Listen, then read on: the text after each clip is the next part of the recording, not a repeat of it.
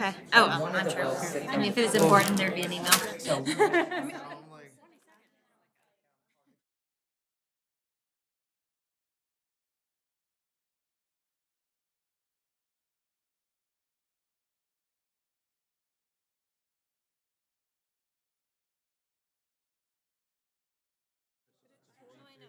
What is the No, plan? no, Go no, there or I just- was gonna wait until. You're gonna just gonna let Okay, I them- think we're ready to begin. I mean, we're not doing it until next week, right? Not gonna hit the gavel. The damage that we did. Probably just in case for reference or something, if there's something we're doing, I don't know if there's The wells had all. really not, but.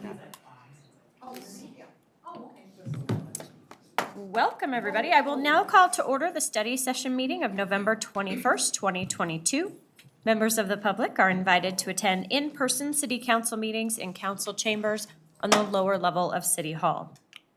Public access to tonight's meeting is also available on the Local Government Access Channel 8 for Comcast subscribers, on the city's YouTube channel online, and by telephone using the call-in numbers posted on the meeting agenda. Joanna, will you call the roll, please? Mayor Leidy, Here.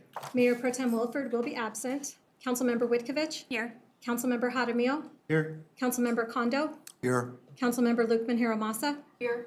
Councilmember Goff will be absent. Councilmember Brown. Here. Councilmember Walker. Here. Thank you. All right, we have 4 items on tonight's study session agenda. The first one is the 2022 Quarter 2 and Quarter 3 Economic Development and NURA Report. Debbie Tuttle, our Director of Economic Development, is here to present. Hello. Evening. I am going to go through this pretty quickly, so feel free, I know you've got a lot on the agenda, so feel free to stop me. First of all, we've got several NURA commissioners here and Advisor Coleman, or Advisor No. McCune, see, we changed things. We moved, if you didn't know, Advisor Coleman moved into a chair, into a NURA board position. And Pat McCune moved into the advisor position this quarter. So I'm going to give you a quick overview of Quarter 2 and Quarter 3, and then leave an opportunity for questions at the end, especially for the North Glen Urban Renewal Authority, because that's an important part of this. So just to go over a few things, you probably saw this in the report. The Economic Development Department was actually acknowledged at the ED Awards from the Economic Development Council of Colorado as a Medium Community of the Year for the Carl's Farm Economic Development activities. So we were pleased to do that, and thank you very much, Councilmember Brown, for attending and Stealing that award from you all and making myself center in the picture? Yeah. Just a couple economic development indicators. Over the last 2 quarters, we've had 39 new businesses. 30 of those were storefronts, and 9 of those were home-based. We had 128 new jobs, storefront jobs, from those new businesses. Business retention activities, we actually, in just the last 2 quarters, we actually visited with 115 businesses during that period of time, which is a lot. And 111,693 square feet of retail and office was absorbed. May through October ribbon cuttings, most of you were at many of those, so thank you very much for attending, as well as the Prost Brewery welcome event that we had.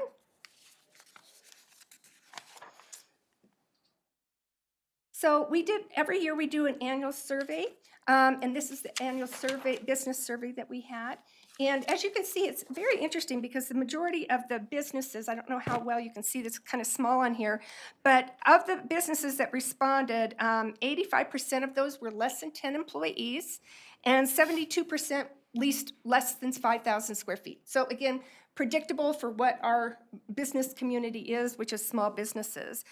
In response to some of the 5 challenges in 2022 that you'll see up there was marketing. Marketing is always at the top. Capital access to capital was number 1, but the rest kind of go down to how do we market? Because again, indicative to our businesses, they're small and they don't have a large budget to do things. So we held a how to create digital marketing plan and grow. We held that just a couple weeks ago, and there were 72 people that attended that. It was a virtual meeting. And then in a couple weeks, we're holding Google Reach Customers Online. And again, we hope to get a good turnout on that as well.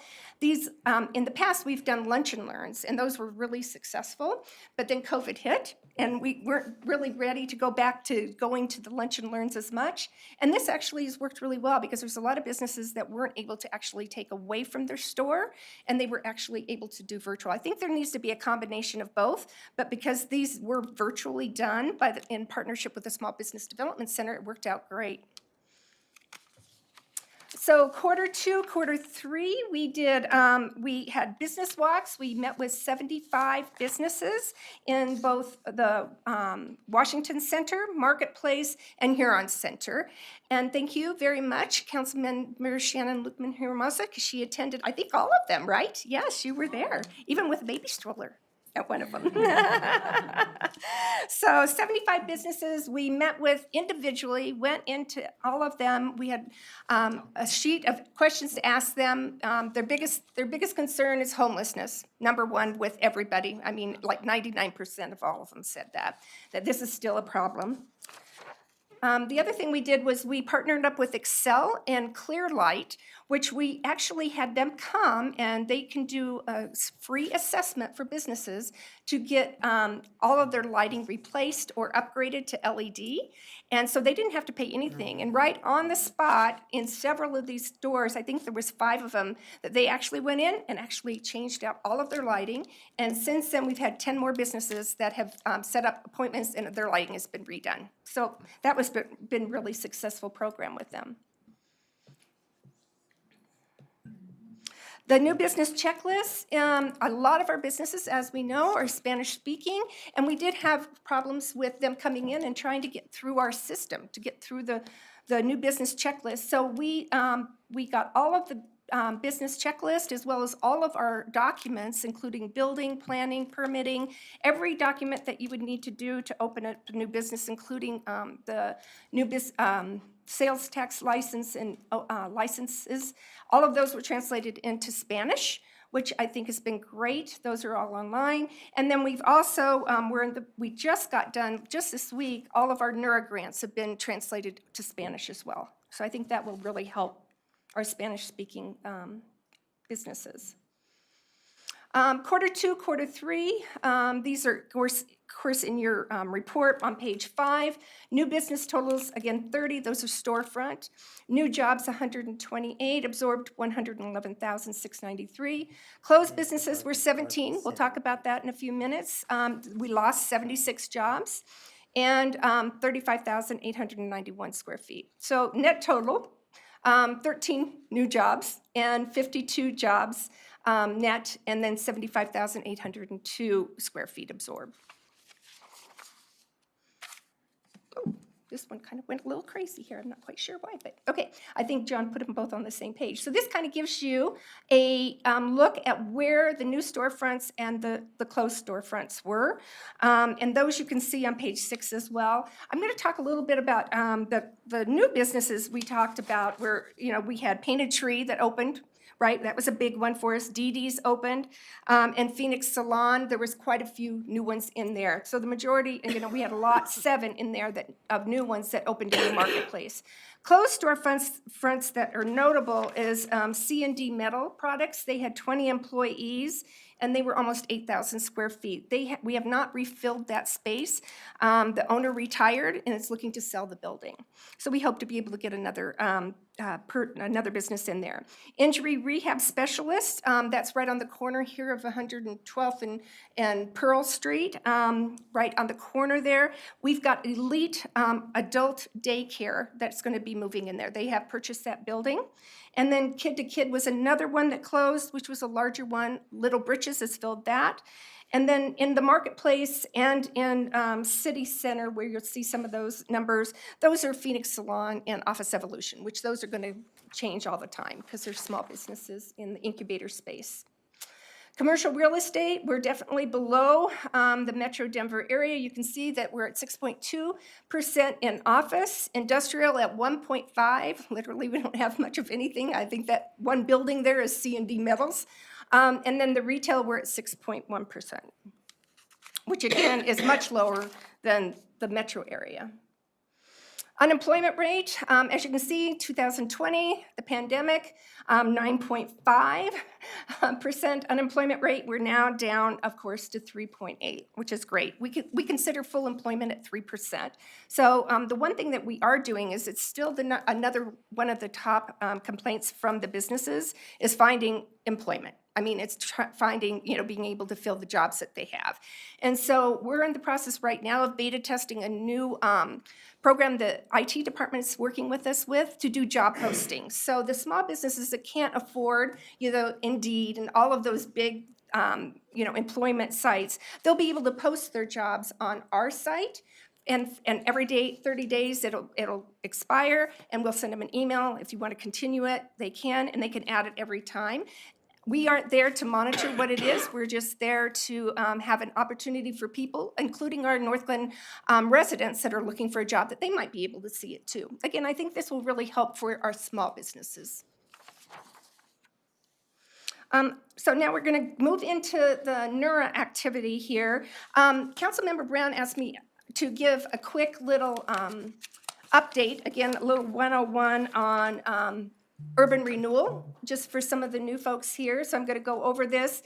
This is our map of where our urban renewal areas are. You'll see the red little dots in there, and the one big red one, that's the marketplace. So the TIF area has expired there. We are no longer getting any TIF revenue from there. But then we have the other areas, as you can see there. We've got 2 plans, and we've got several TIF areas. So just to kind of give you an idea, the only places that aren't in the urban renewal area pretty much is residential, as well as the industrial parks. So those are the industrial parks that are on 115th and Huron and all the way around. And then all the industrial parks over off of Irma and Leroy. And Carl's Farm is not in there. And then also Northglenn Pavilions. So that's where Abel's Pizza is over there. So those are pretty much the only commercial areas that are not in the urban renewal So area. Debbie, for our new council people, what is a TIF? A tax increment financing, and we're going to talk about that in just one moment. Thank you.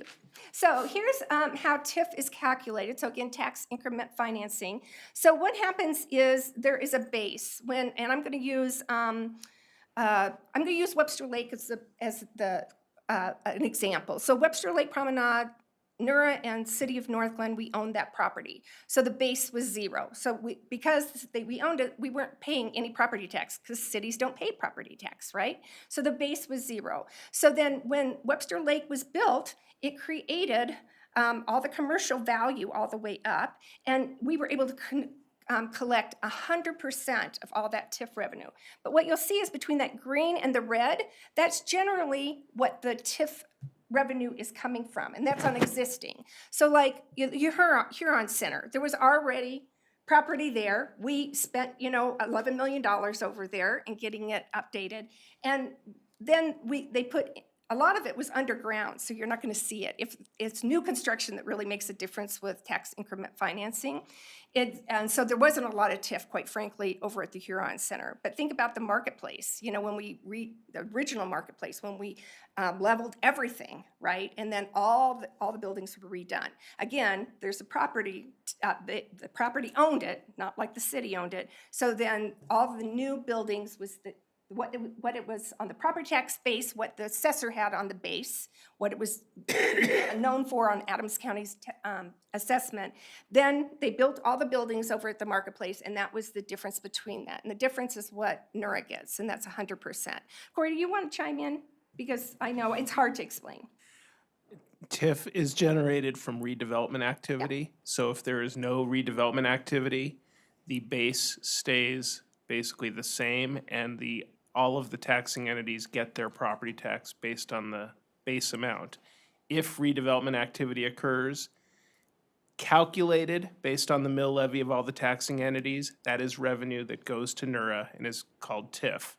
The base continues to increase based on overall increases in the market, and NERA gets the increase in value caused by redevelopment activity. He said it so much better than I did.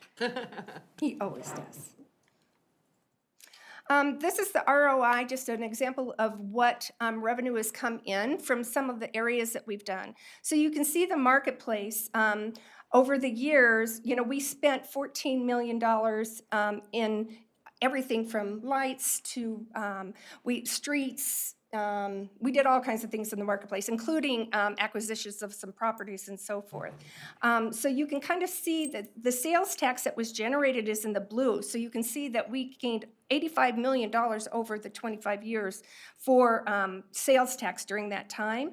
And then the TIF revenue that we've received is $29.7 million. So, we spent $14 million, but you can see how much we gained on that. Civic Center, again, we spent about $7.3 million on that, NURA specifically, not the city. And then the sales tax, $12 million, and then another $1 million in TIF revenue that we've received. Huron Center, you'll see there's very little, again, because most of the infrastructure stuff was underground, and the assessor doesn't take advantage of that when they're assessing the property. And then the Garland Center, you can see we spent a lot, $2.4 million on that one, but we've gotten sales tax, with the new Walmart there, 5.1, and 1.2 million in TIF revenue so far. That's through 2020. This gives you kind of a breakdown of the different areas that NURA actually invests in. So property acquisition, land acquisition, we do a lot of that. Business grants, you guys we've talked about that, and we'll talk about it again in a minute. Infrastructure improvements. Infrastructure improvements is also that bond expense that you can see in the blue, the $11.2 million. So we put infrastructure in for Civic Center, right? And then business incentives that we've done. So we've invested, since 1995, when NURA started investing, $55 million. This is the 2023 NURA budgets. You've got, this is an attachment in your package. So you'll see URA 1, URA 2, and a total. So again, URA 1 is TIF revenue that's just coming from the Huron Center. It's not coming from anything else. So that's just Huron Center there. URA 2 is everything else.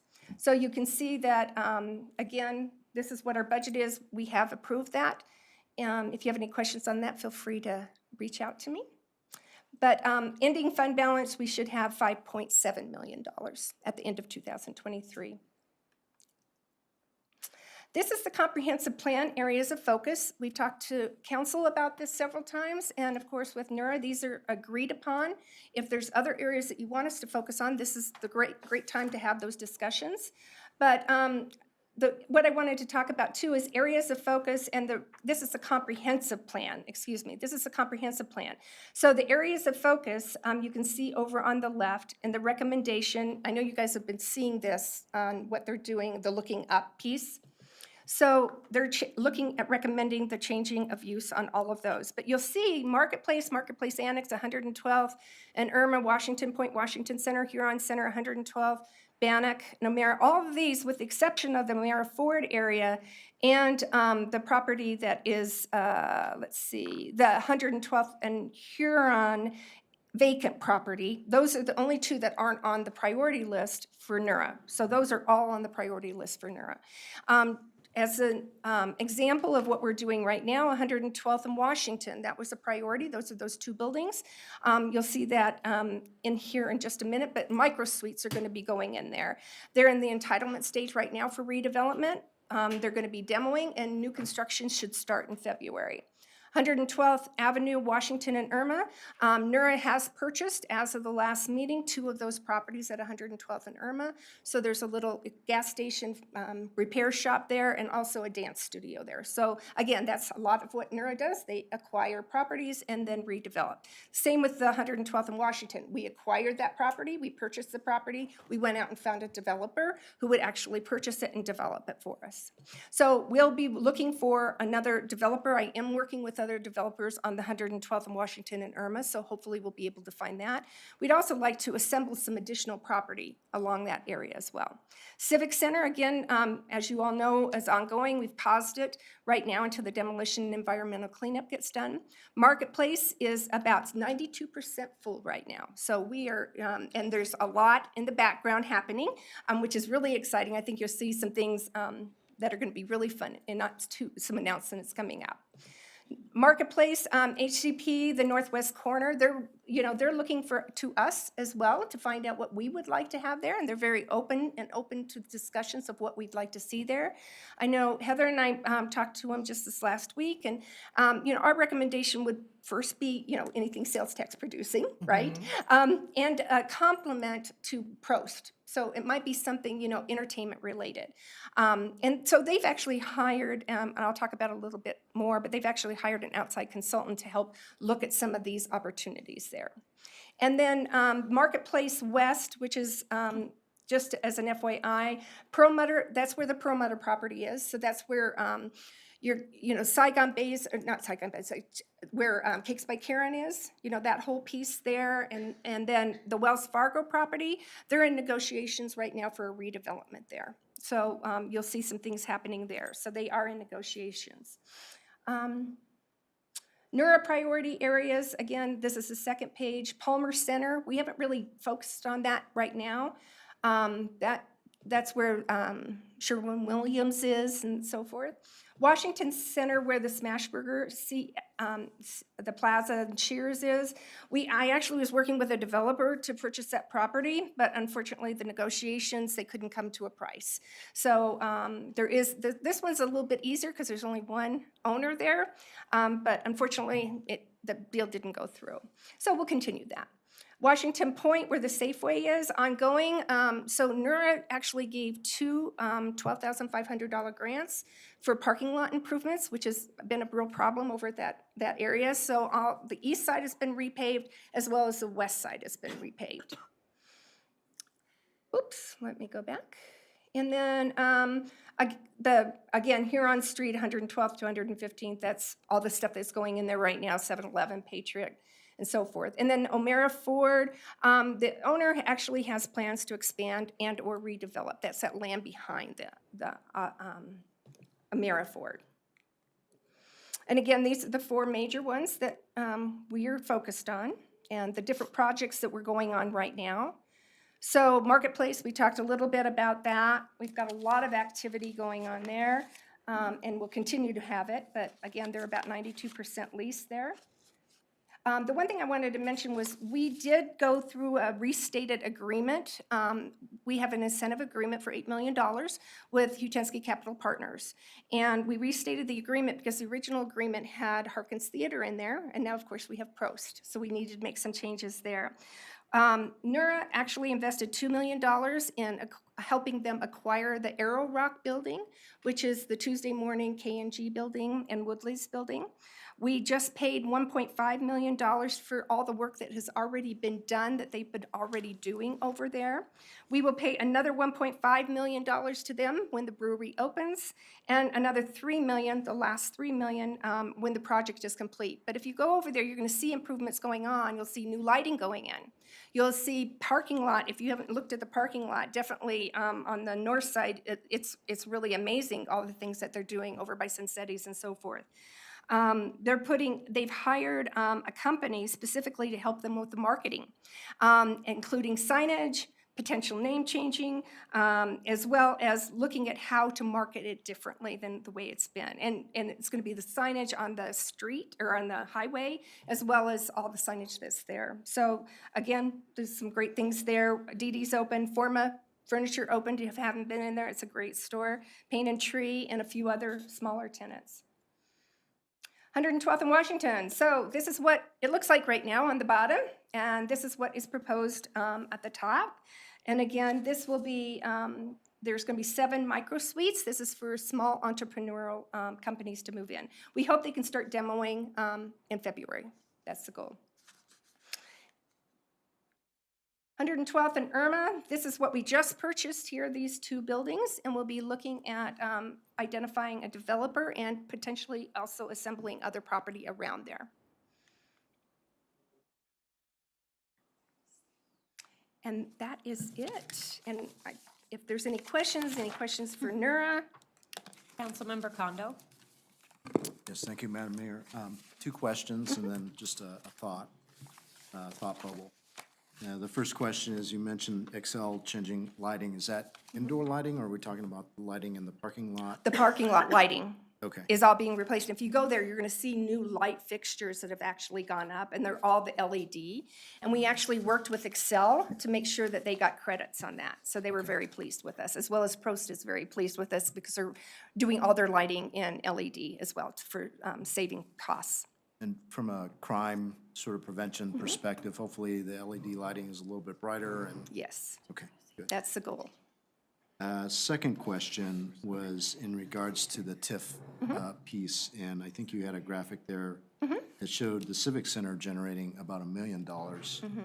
I'm just curious, It's be- what is that exactly? Because there's really not a whole lot of, The Civic Center is Webster Lake Promenade. Gotcha, yeah, Gotcha. yeah, that's a tricky I one. was thinking our Civic Center. Your Civic Center, well, it's considered in the whole Civic Center area, yeah. So Metro North, the Metro North Building, the SEL Hospital, as well as Civic Center as we know it, that is considered the Civic Center Civic area, Center. TIF area. Thank you. Lastly, my thought bubble. So we're doing this portal to advertise jobs.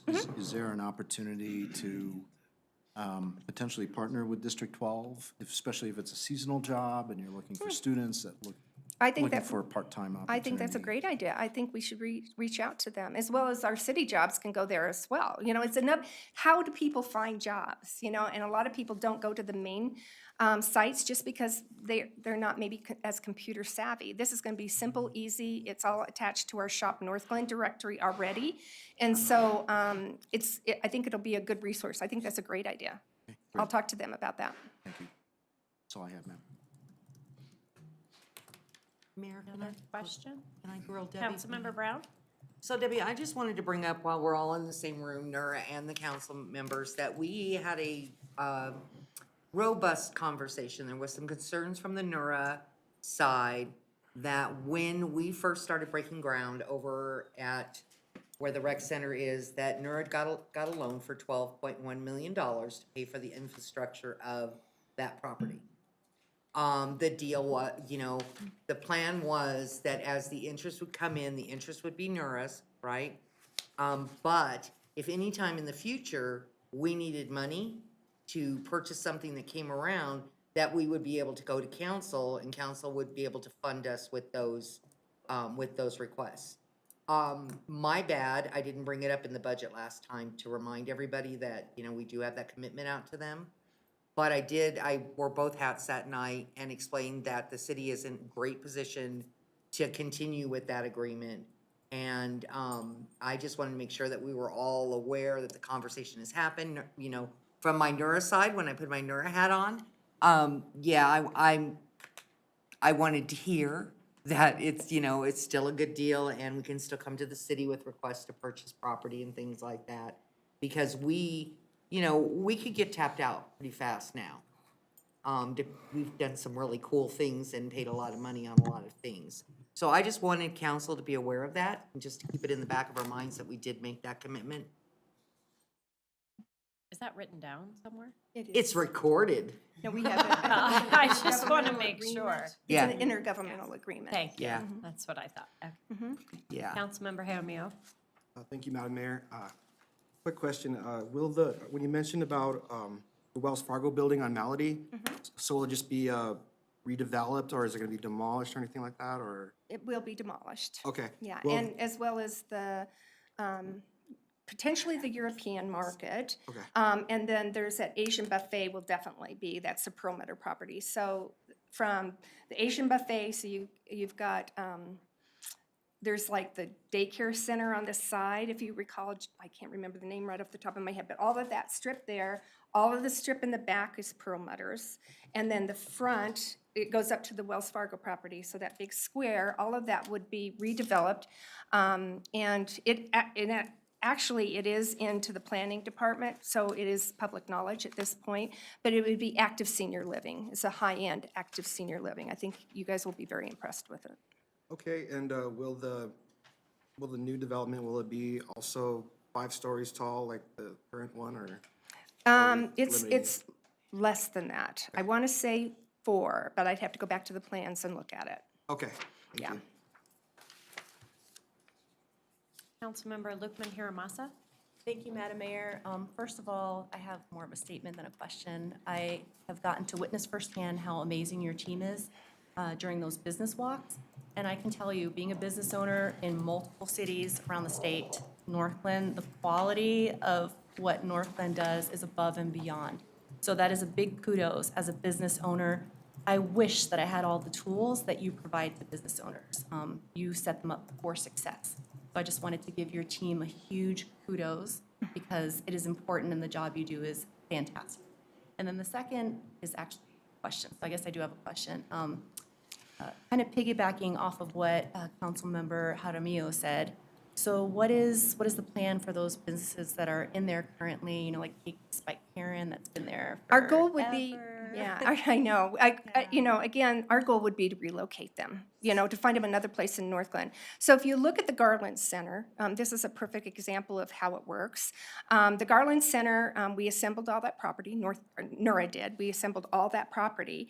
Then we went out and found a developer, Walmart, right, who wanted the property, sold the property to them, but there was 5 tenants that were in there that we had to relocate. And we have a relocation policy where we pay them a certain amount. We also try to find them another location within the city. And that also happened at 112th and Washington. There was 5 tenants in there as well. We relocated every single one of them, with the exception of one who moved into Broomfield. But we tried to get them relocated. The spa, we weren't able to relocate. But each one of them got a cash payout, you know, according to the relocation, and we help them. We do a real estate search for them, and we try to find every one of them space. 4 out of 5, relocating them in Northland, I think is a really good kudos for us as well. That's amazing, and that's exactly what I'm talking about. So, good job. Questions for Nura? I don't think so. I don't see any more hands. Thank you very much. Rosie, Did you want to add something? Sure, I always do. Do you want to come up to? No, I just want, could you just explain what we would face if we were to blight additional? Sure, I have Just it. for the sake of those who Yeah. have not heard this, why we're hesitant to Yeah, I think I have it in blight here. or re-blight, for instance. Oh, you mean because of the bill? Yeah. Oh, yeah, sure. Let me go back to here real quick here, because I do have a slide on this. That and the second thing, Debbie, is perhaps why we're so connected. Oh, to I the think we took it out. marketplace still. You know, why are we, because the TIF has expired. Mm-hmm. And, you know, why are we in the game there? Why are we in the The game? $8 million. Right, the $8 that we million. have to dedicate to, yeah. Right, yeah, I think I told them the $8 million. Did I not say that? We have $8 million in there, yes. That we had to unleash it. Oh, okay, that, you should just come on up and say what you want to say, Rosie. It is faster. So, What you would. the bottom line is, before the TIF expired, you get a clock of 25 years of getting tax increment financing. It was about to expire. We had a lot of money left in the account for Marketplace to spend. We could have potentially lost all that money, and so we decided to reinvest it into the Hugh Tensky Capital Partners as an incentive to make it better. And they've by far done everything they've said and more. So is that what you wanted to say? Okay, and then there's 11 blight. I had it in my original one, but I think we cut it down because we could only have 25 slides. But there's 11 items that meet blight, everything from cracked sidewalks and cracked, you can almost blight just about anything, especially in North Glen. But there was a bill passed, when was that, 4 years ago? 2016. Thank you, so good, 2016. And if we were, why don't you explain it, Corey? You're so good at this. I love having other people, Okay. he's our attorney on this. In 2016, the legislature passed a bill, House Bill 1348, that indicates, among other things, that if there is a new urban renewal area created or there is a substantial modification to an existing urban renewal area, that you have to negotiate separately with each of the taxing entities, and that the Urban Renewal Authority will be modified to include 3 additional required members, probably 4 members to keep the odd number. The 3 additional required members are 1 representative appointed by the Board of County Commissioners of Adams County, one elected official that sits on a special district, and one elected official from the school board. And plus, the mayor would then be authorized to appoint with the consent of the city council a fourth to keep the odd number. So House Bill 1348 applies only if new plans are adopted or existing plans are substantially modified. The city of North Glen has not done either since 2016, since House Bill 1348, but if it were to consider a new plan, it would have to enlarge the NURA board to accommodate the additional members. And we wouldn't be getting 100% potentially of the tax increment financing. Yeah, it does depend on the negotiations with the individual taxing entities and the particular project. Thank you very much. Did I answer all your questions? That was good, Corey. Yeah, he's very good at that. Okay, well, thank you very much. Thank you for being here. Okay, moving into item 2, CPS HR Diversity, Equity, and Inclusion Survey Update. Tamara Dixon, Director of Human Resources, and our Chief Diversity Officer is here. Hello. Hello, good evening, Mayor and Council. In July of this year, we had Mr. Jacques Whitfield from CPS HR here with us to give you all an overview of the DE&I organizational assessment we undertook. At that time, Council expressed wanting to hear more specific information about the staff DE&I survey. So back with us tonight is Mr. Jacques Whitfield, and I will turn it over to him. Thank you, Tamara. Good evening, everyone. Honorable Mayor, members of the council, city staff, and citizens and friends. Good evening. It's a pleasure to be back with you. I'm Jacques Whitfield. I'm a principal consultant for CPS HR Consulting, and I'm the project leader for this engagement. And we are really thrilled about the progress that your city is making. So it's always wonderful when you can come and give good news. So this is a good news report right before the holidays, so that's pretty appropriate. And the slides are up. So again, as Tamara so eloquently stated, we're just going to take a couple steps back because the last time I was with you, we presented our findings and recommendations and our roadmap of moving forward. There was a request for additional information, so we thought we'd just take a couple steps back to show you from a qualitative and quantitative data perspective how we reached the findings and recommendations. So what really started the engagement was looking for qualitative and quantitative data, really quantitative data in terms of a DEI assessment. So we have an entire assessment department made up of folks who are much smarter than I am at CPS HR. And so we engaged in doing a comprehensive survey of all of your team members, really to see, we have a mantra of meeting you where you are. Now, just as reference, we understand that DEI is not diversity, equity, inclusion. It's not about political or partisan conversations. It's not about shame and blame. It's not a reflection of woke culture or being politically correct. DEI is really engagement at its core. It's engagement to create connection, belonging, and safety for others. And the way we ascertain where folks are is really meeting you where you are and asking a series of questions that was developed both with the assessment department and with the DEI department to really assess, engage, what is the lived experience of employees who are living and working in and for the city of North Glen. And so at a high level, we had about 317 employees surveyed. We got responses from approximately 179 employees. So for a first-time assessment of this nature, and so I'm a middle school teacher by trade. My first job ever was a 7th grade math teacher. So your progress report is great job.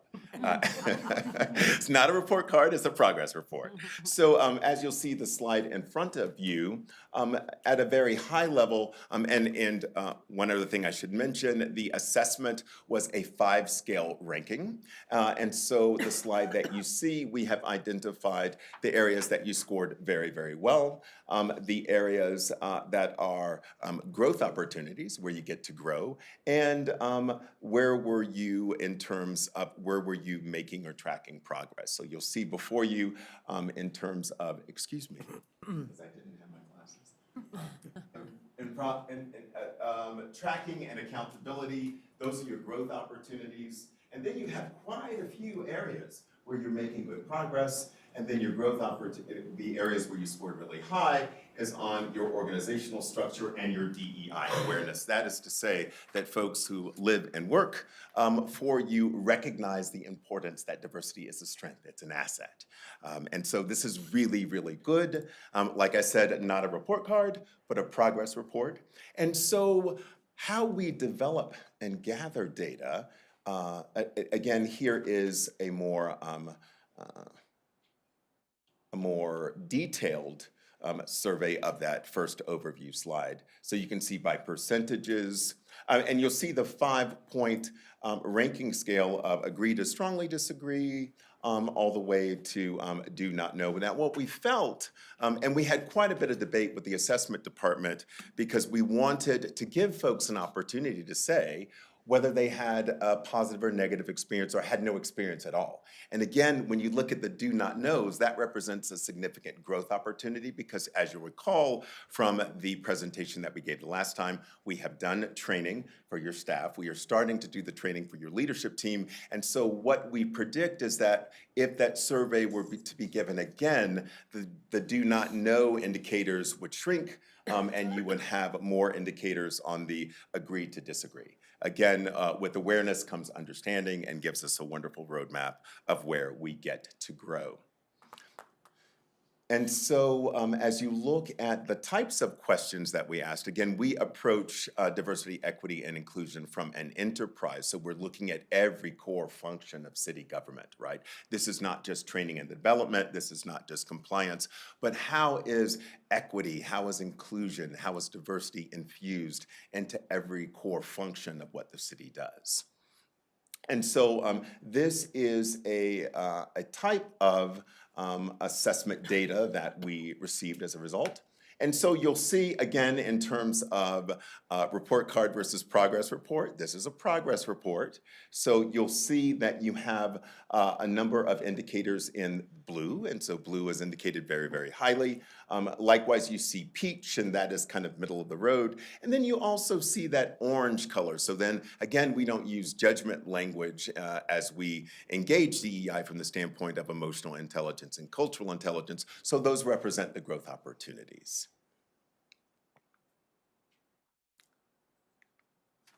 And we disaggregated the data not just by department, but also by the demographics within your organization. So we looked at age demographics, ethnic demographics, generational demographics, and within departments to see, given the different demographic of your team, where is the lived experience and how are the experiences aligned? And also, how are they different? Again, looking at this data not from a standpoint of judgment or shame and blame, but where are the growth opportunities? Where is their alignment? And so typically, and so you'll see here in this slide, a lot of folks are having very, very positive experiences here, and you also see that there are some different stories. And so what our assessment team does with our subject matter experts in DEI, we look for those nuanced differences, and then we share and discuss those with your team. So I would like to thank and acknowledge Tamara and her team. I'd like to thank and acknowledge Heather and her team, because we were able to really disaggregate this data. And as we designed the learning and education frameworks, this is the information that we used in terms of where did we need to focus our learning and education in order to close some of these gaps. And then again, our learning and education is not for the purpose of training alone. It really is moving into that next phase of how do we operationalize equity, how do we operationalize inclusion in every core function. And so what this gets to be is an ongoing and continuous conversation that runs consistent with your organization's continuous quality improvement structures and cycles, so that we're always constantly assessing, constantly evaluating, and constantly recalibrating, because again, at its very core, this is engagement.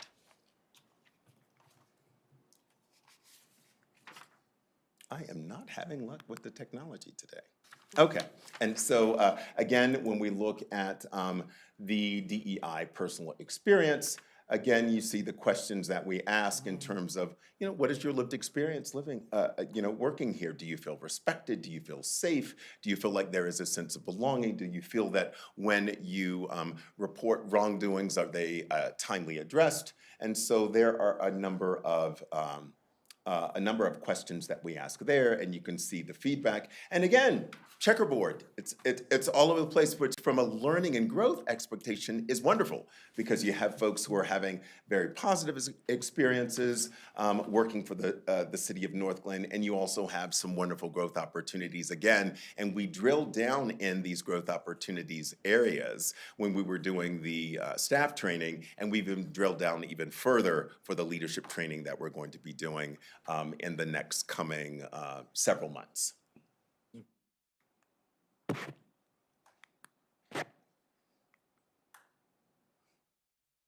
Again, that's a little more information. And then this is a greater drill down. So here we see more growth opportunities. And again, you know, we're showing you this after the fact, but this is the information that we utilized when we were designing our learning and education programs for your teams. And I'll tell you that the feedback that we got from employees was overwhelmingly positive, overwhelmingly looking for more, overwhelmingly looking at seeing how can we all pull together to create a city that reflects and lives into those aspirational values of diversity, equity, inclusion, and belonging. And so as you look at this data, we invite you to look at it from the lens of emotional intelligence. Again, not about judgment, not about, oh, is there wrongdoing or what's going wrong, but where are the opportunities to grow?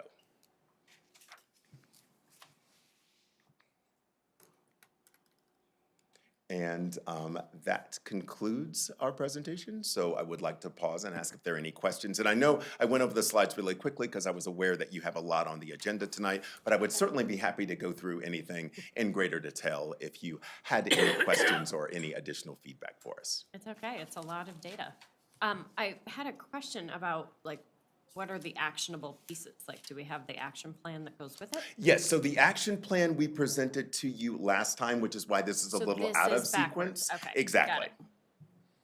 But so Councilmember the Cotto? action plan at a very high level, that we're going to do continued leadership and development training and really looking into that operationalizing phase for now that we've had our learning and education framework, now that we've really gauged where folks are within the city of North Glen, now how do we begin to go through that very fine tuning and calibration process to really infuse equity at every part of the employee experience. So from recruitment and selection and onboarding, to the performance management process, to compensation and evaluations, to looking at offboarding, to looking at everyone who is client-facing and community-facing.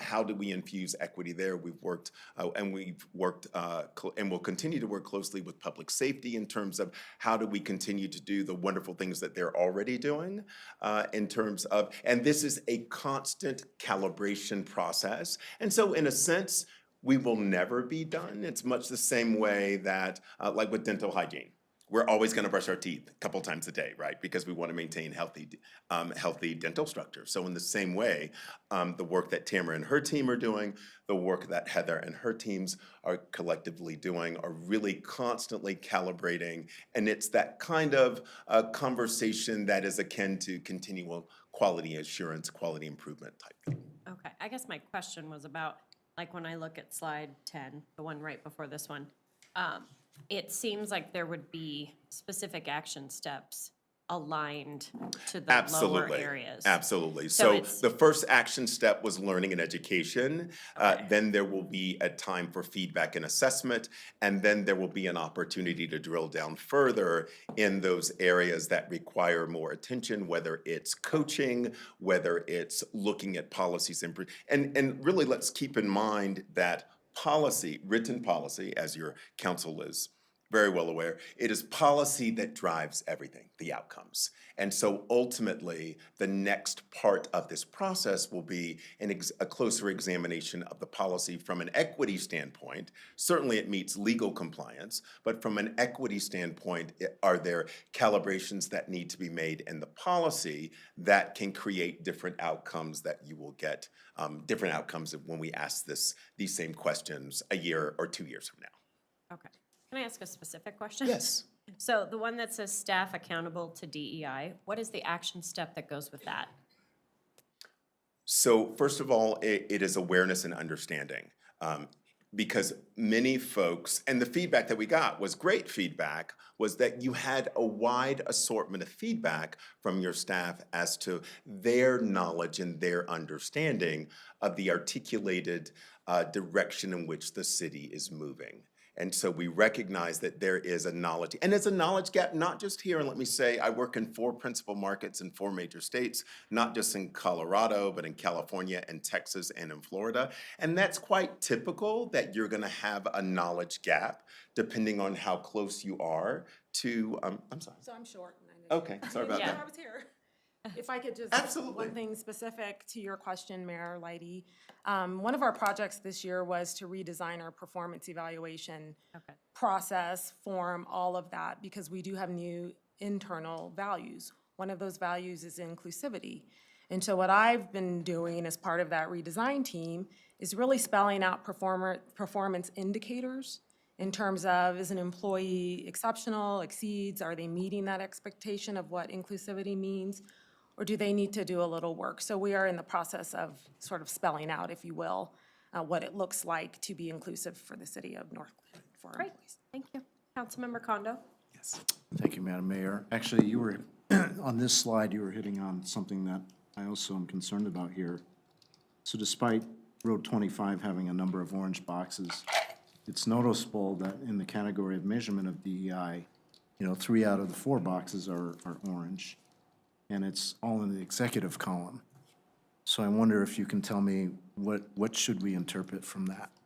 So what you can interpret from that, again, not from judgment, but from awareness, is that from the leadership level, and I'll tell you, council member, we've since had facilitated conversations with the leadership team, because when we see this gives us an indication of where we need to focus our attention.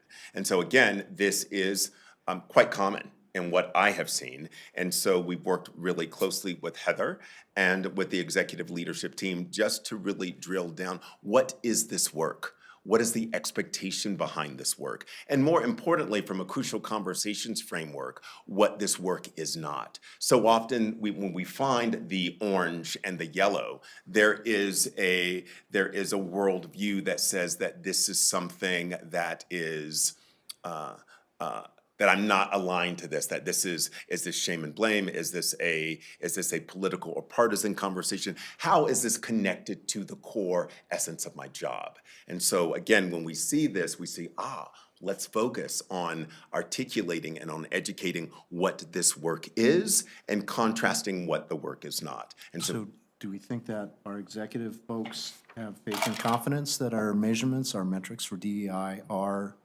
indeed reliable? Because to me, and maybe I'm being judgmental here, but it kind of gives me that's perfectly okay. the sense that maybe there is some skepticism about Right, the and so reliability of the metrics. Well, so let's recognize when this was given. This assessment was done in 2021, in April of 2021. We're now at the end of 2022, so we've had a lot of conversations, we've had a lot of learning and education, and I can certainly tell you that when we give this assessment again, that's going to be very different. So for us, it wasn't a cause for alarm. For us, it was an invitation to go deeper and really focus our learning and education around the leadership team, because we also know, and I'm glad you brought this up, the success of any DEI engagement program is going to strongly depend on how closely leadership owns and is aligned to this. So this is typical in what we see in new organizations who are beginning the journey. And so again, let me just point out that this data is from April of 2021. Gotcha. Okay. And I just add, Councilmember Kondo, to your concern, echo what Jacques shared with you, on the surface, it does cause you to pause. This is new work for the organization, and it's going to be an evolution in terms of the steps we're taking.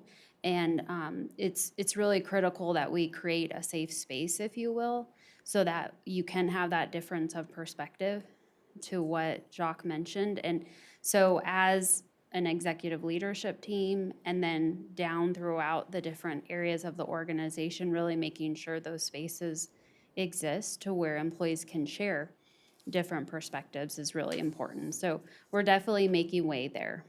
Got it, thank you. I also think the data by age is really interesting. It is. And so it makes me wonder, if we have different practices for our youngest employees as far as onboarding and creating an environment that they feel safe and welcome. So, Honorable Mayor, I will share this for consideration for the dais. The greatest diversity dimension that we're dealing with all across the United States right now is is generational diversity. So currently, we have up to 5 generations working in the workplace. And so here's something that's going to happen, very interesting. By 2025, 75% of the workforce is going to be millennials and Gen X. Now, I'm a proud baby boomer, 1963. Let's rock and roll. And so, but we see this shift, right? So on top, and this was before the pandemic, this was before the Great Resignation, this is before quiet quitting and all of those occurrences. So now it's compounded. And so what we see is this huge generational shift.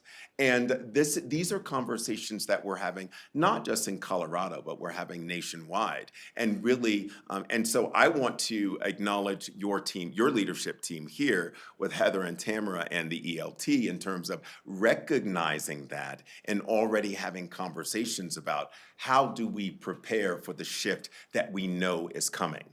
2025 is just around the corner. And so again, and that's why we prefer to use the cultural intelligence approach to diversity, equity, inclusion as to some other approaches that may be focusing on one or a couple of diversity dimensions. We look at humanity in the full spectrum, and then from an organizational perspective, really look at where are the most important areas that we need to focus on, and candidly, it is generational diversity. So these are conversations that we're having, certainly with your team. Your team is aware, and so those are the conversations, and going back to Councilmember's point about in terms of the executive leadership team, in terms of engagement. And again, we're not surprised, right? Because so 2021, and hate to sound like Captain Obvious here, but 2021 happened after 2020. And so 2020 was very reactive. And so as folks are embracing the return to normal, we have chosen to embrace not the new normal, but the new better. Right? So that's a transformational lens, and recognizing there's some wonderful growth opportunities that happen even in all of the what may appear to be as negative occurrences. We see what we say in the transformational space, that every breakdown leads to a breakthrough. So we had some powerful breakdowns in 2020. And that led to some great breakthroughs in 2021 and 2022 and looking forward. So that's how we interpret the data. And so again, not cause for alarm, as Heather said, cause for concern. Let's focus on it. Have we seen this? Absolutely. And from the generational perspective, for us baby boomers who are used to, we come and we stay with an organization and we stay for, 20 years. And having been a senior leader, the view at the top is very, very different than the view at entry level. And so that's what this information is telling us. And again, and it aligns with not only our lived experience, but our professional experience working in this area. So what we see here at North Glen is very typical than what we're seeing in other cities. And so how do we shift and prepare for that? And so that's what we see when we look at the data. So I'm looking at tremendous growth opportunities. I'm looking at how do we focus that generational diversity in those conversations, because ultimately as policymakers, that you as the electeds are going to be the final deciders, if you will, on many of these policy initiatives. Great, thank you. Other questions? Don't see any other questions. Okay. Well, again, I just want to Thank you wish for you your all time. happy holidays, and it's a pleasure to be with you. And I look forward to coming back in the coming months and next year as we give you more good news. Okay. Thank you very Thank much. you. Can I just ask you one question? I apologize. yeah. Yes. I had my hand up and then. Oh, I'm sorry. I'm looking on my No, screen. I took it up and down. And I didn't have my glasses on. I'm trying to be cute today instead of my age, so I apologize. I like it when they block the wrinkles. When is this survey done again?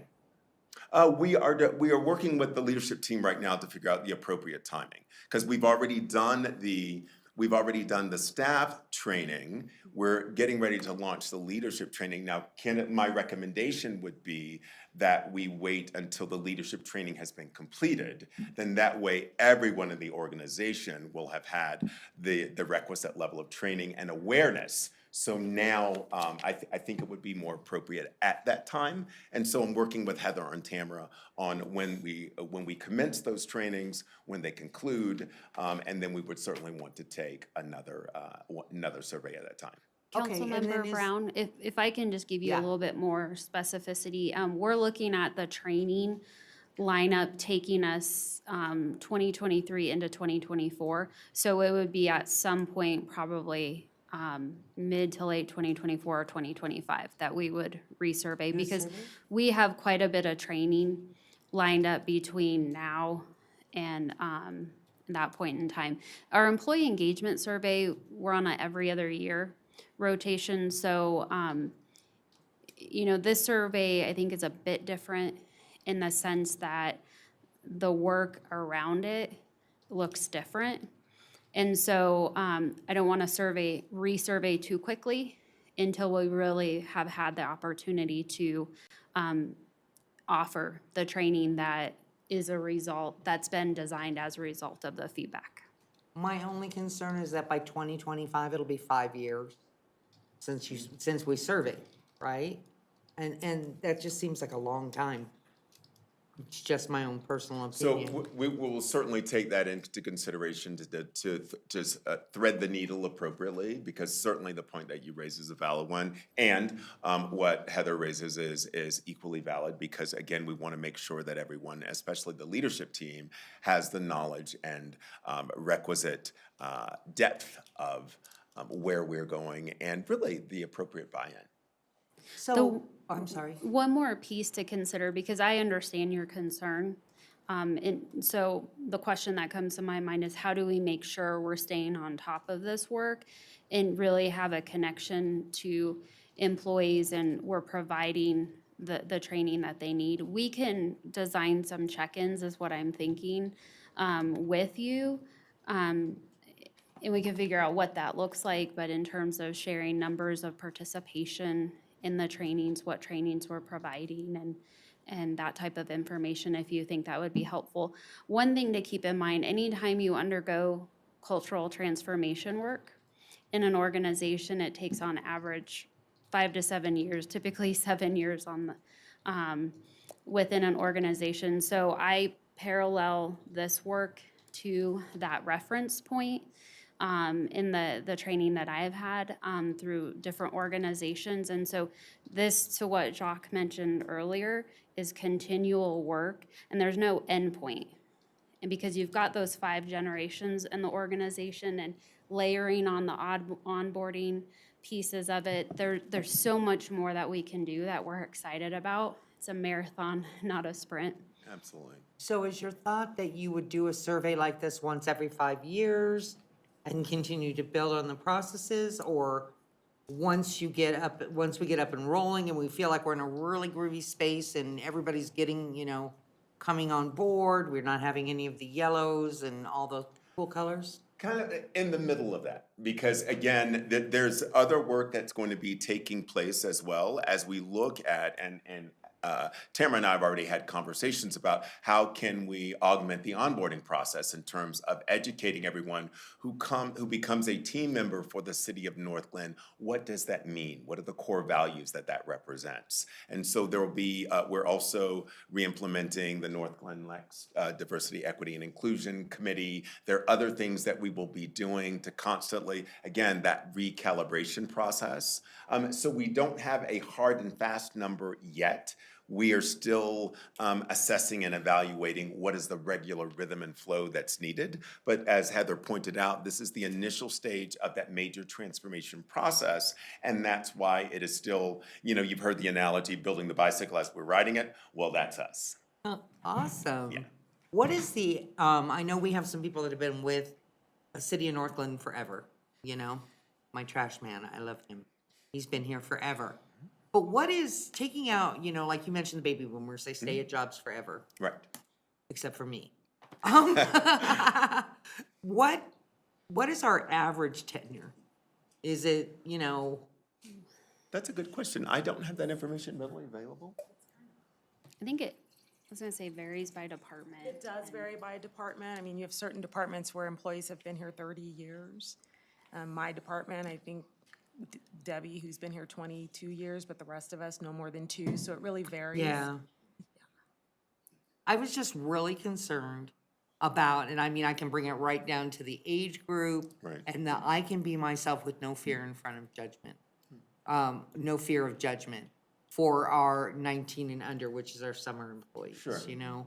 So much to what the mayor has said, we're taking a specific deep dive into that now so that that age group feels more comfortable with us and that orange Absolutely. block doesn't follow us Right. as they get older. And again, it's all about how we are constantly reassessing our values, how we are communicating those values. And for you and I, those wonderful baby boomers, let's recognize, so I have 4 children, they are millennials. And other than the fact that they look like me and have my last name, we have very, very different value systems. My daughter is 27, and when she was in her job the second year, she's like, Dad, I think I need a change. I'm like, are you kidding?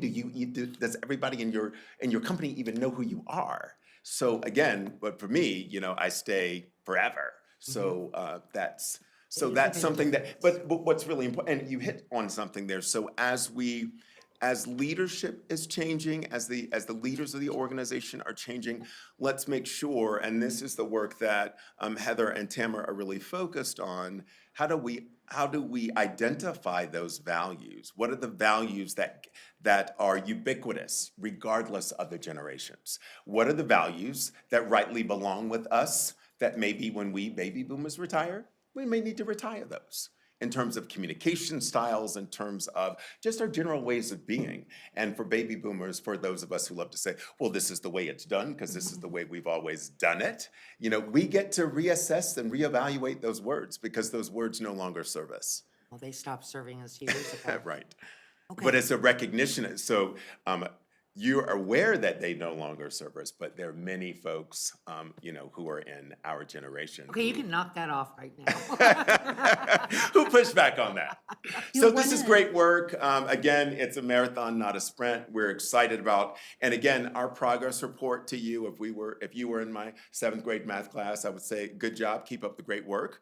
We've done some good things. We've seen some growth opportunities, and we are focusing on them, and we're gonna get it done. Great. Councilmember Kondo has a question. Thank you, Madam Mayor. I'll be brief. So on slide 9, I think it is, the 19 and under, you know, might I suggest, I think that's the previous slide, One moment, council member. Did I get it for you? that orange could be an artifact of small sample bias, because there's only 2 respondents. So my concern or recommendation is the next time we do it, and actually, when you look at 29 and under relative to the rest of the age groups, it looks like that there is kind of a lower response participation in general. That the next time we do this survey, that we do everything possible to get a larger sample size. Right. Thank you. Thank you. Thank you for that. Anything else? No, we have officially ended. Thank you for your time. Thank you. Happy holidays, everyone. Thanks. Happy holidays. All right, Historic Preservation Ordinance Update. Sarah Dusenberry, our senior planner, is here. Hello. Come on up.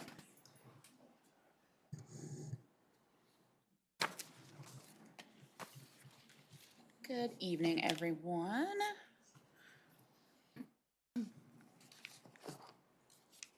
Just keep going. Yep, it'll appear.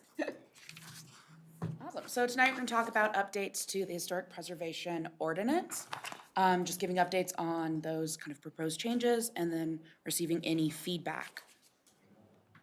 A little bit of background, in 2021, we completed a historical and architectural resource survey on Deza Estates neighborhood, and that's an inventory of the houses there, as well as kind of a full history of the area as full as possible, and it also included recommendations. One of those are looking at both local and national designation. Tonight, we're gonna be focusing on the local side of things, and in that process of kind of looking at how we go about that, we notice that our ordinance does not actually allow for the local designation of historic districts. So these updates are really looking at allowing for those districts as well as amending any kind of processes that are related to adding those. First kind of section to look at are our definitions, predominantly maintained these. The two changes are really to alteration, which just defines that it's a change, addition, modification that is visible from a public right-of-way.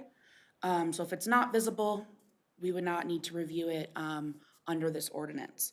And then it just defines exactly what a district is, so group of sites, structures, objects, or improvements, and their surrounding environs, which kind of means the landscape, the sidewalks, the streets, kind of everything that goes into an area.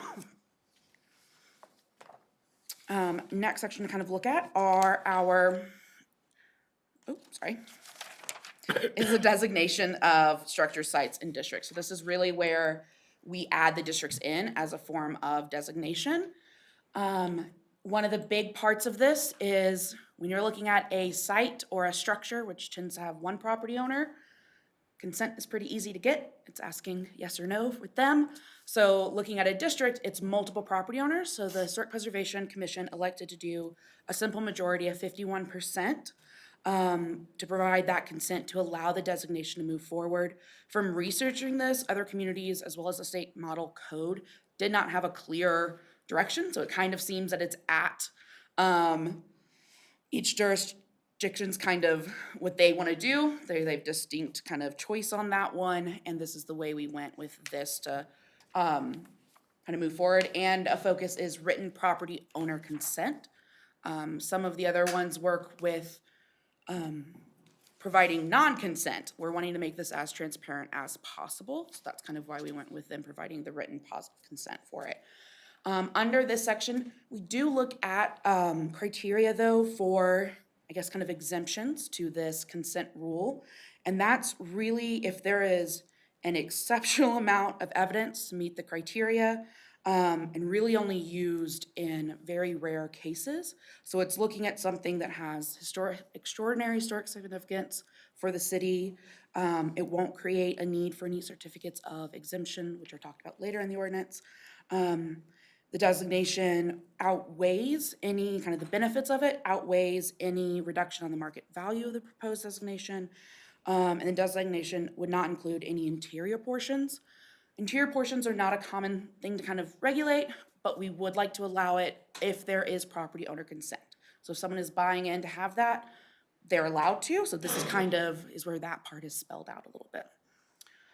And then also wanting to just align the procedures with the Unified Development Ordinance in terms of public hearing and posting and making a process that is a little bit more understood by residents, kind of mirroring that for that consistency's sake and that ease, also ease on staff too.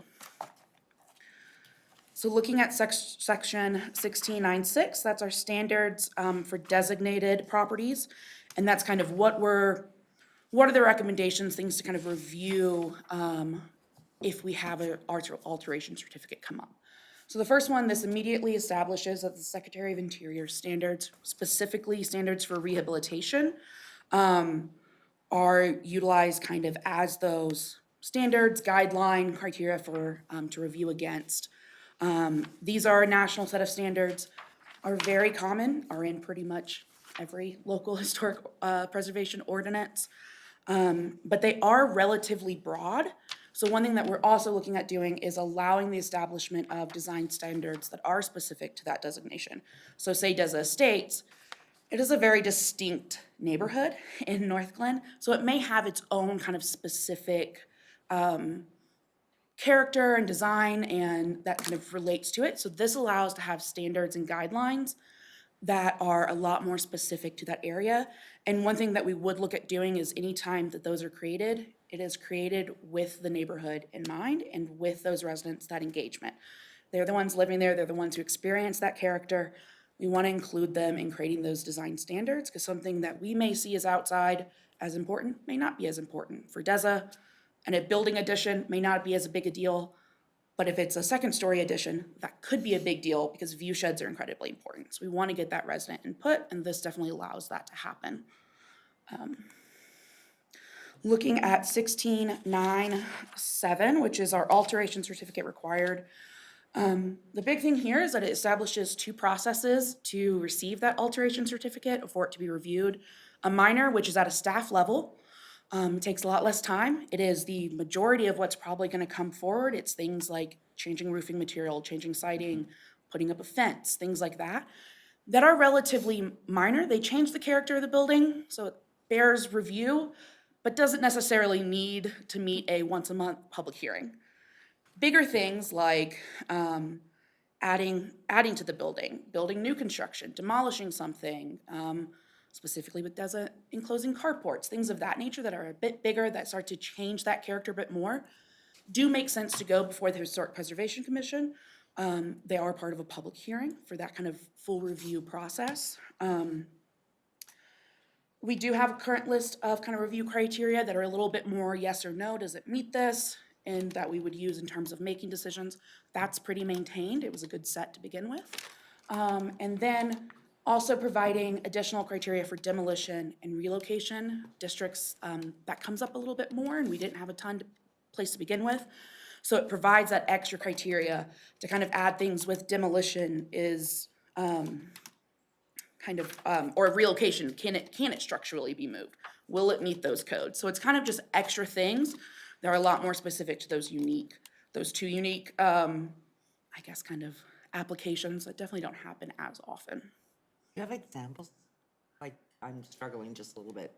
You mean to demolish, if they decide to tear down one of the houses, is that what you're saying? Correct. So if someone were to come in and say, you would have to get an alteration certificate for a demolition, because it's gonna change the character, especially of that property, because that building will be gone. And it varies between what's called contributing, which is something that exhibits a high level of that historic character, and something that's non-contributing, so doesn't exhibit that or isn't part of kind of the significance, that period. So there's different kind of criteria of how those would be handled, but in terms of demolition, it's looking at kind of making sure that the portion that's getting demolished, is there any beneficial use for the property? Let me try to give a real-world example. If you had a district that was, let's say, mid-century modern, and there was an outstructure that wasn't, and the property owner wanted to demolish the outstructure, and it had no historical significance, it wasn't mid-century modern at all, that's the kind of analysis they would go through to determine if demolition would be appropriate.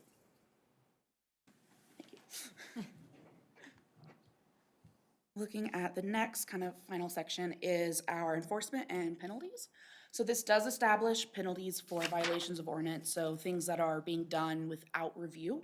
One thing to note with this, majority of things that may be a violation generally can be rectified. It is something that someone maybe put up a fence, that just needs to go and do request for alteration certificate.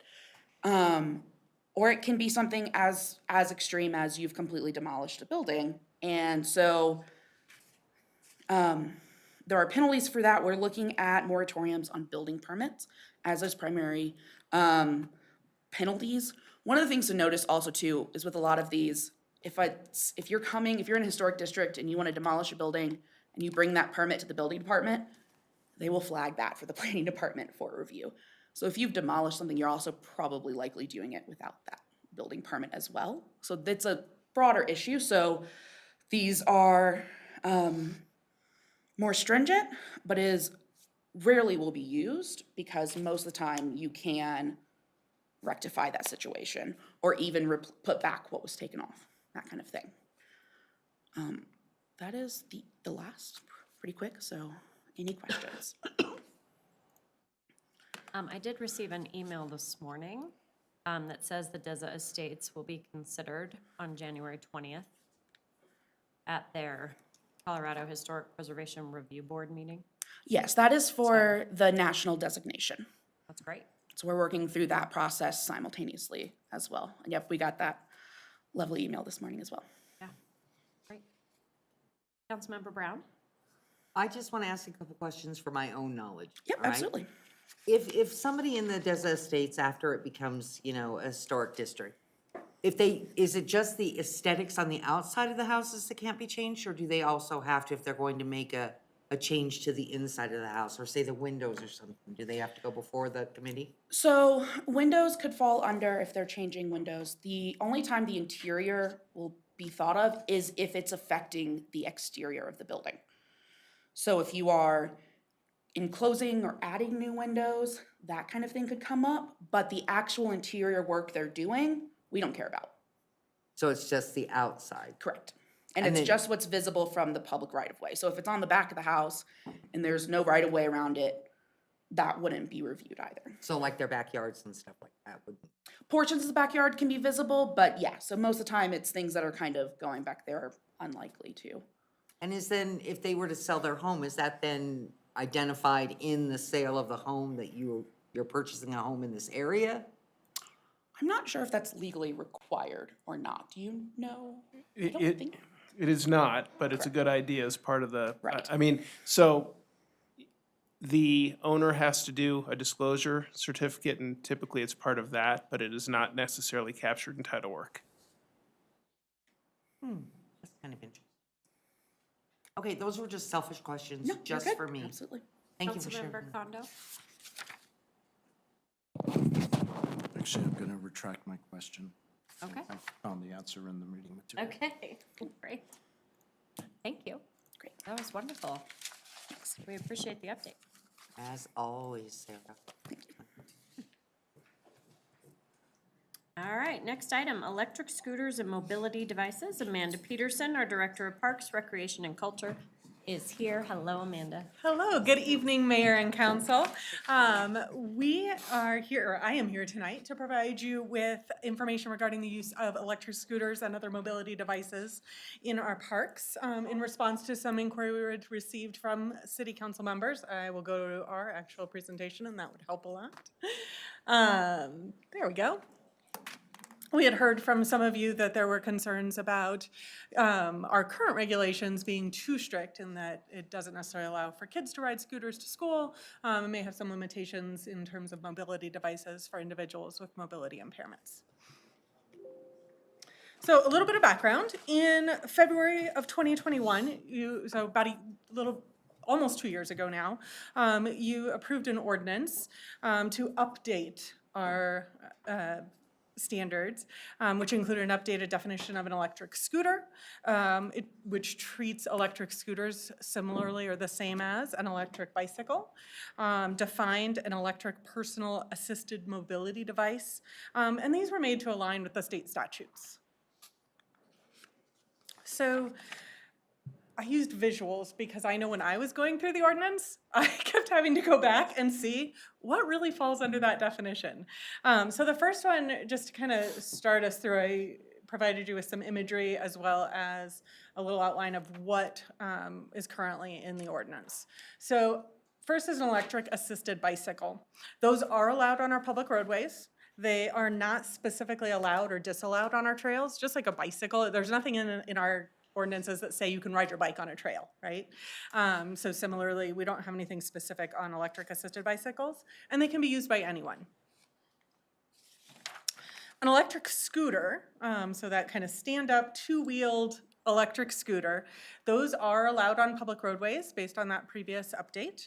They are not, however, allowed right now in parks, trails, or on our sidewalks unless it's posted. We do not have it posted anywhere that those are allowed. And it is specifically noted that they cannot be operated by minors. And then the third piece is the OPDMDs, or other power-driven mobility devices. So the current ordinance does indicate that they are allowed, but only defines an EPAMD, which is essentially a Segway, the one on the right. The other two aren't specifically allowed or disallowed, but aren't defined in our ordinance. And some of the other communities around us, they've included a broader range of the power-driven mobility devices. And those, again, are generally utilized by individuals with mobility impairments. So you have a few options. Yes. Can I ask a quick question? Of course. Electric scooters, can you go back to that slide? Yes. Because that is a very misleading picture.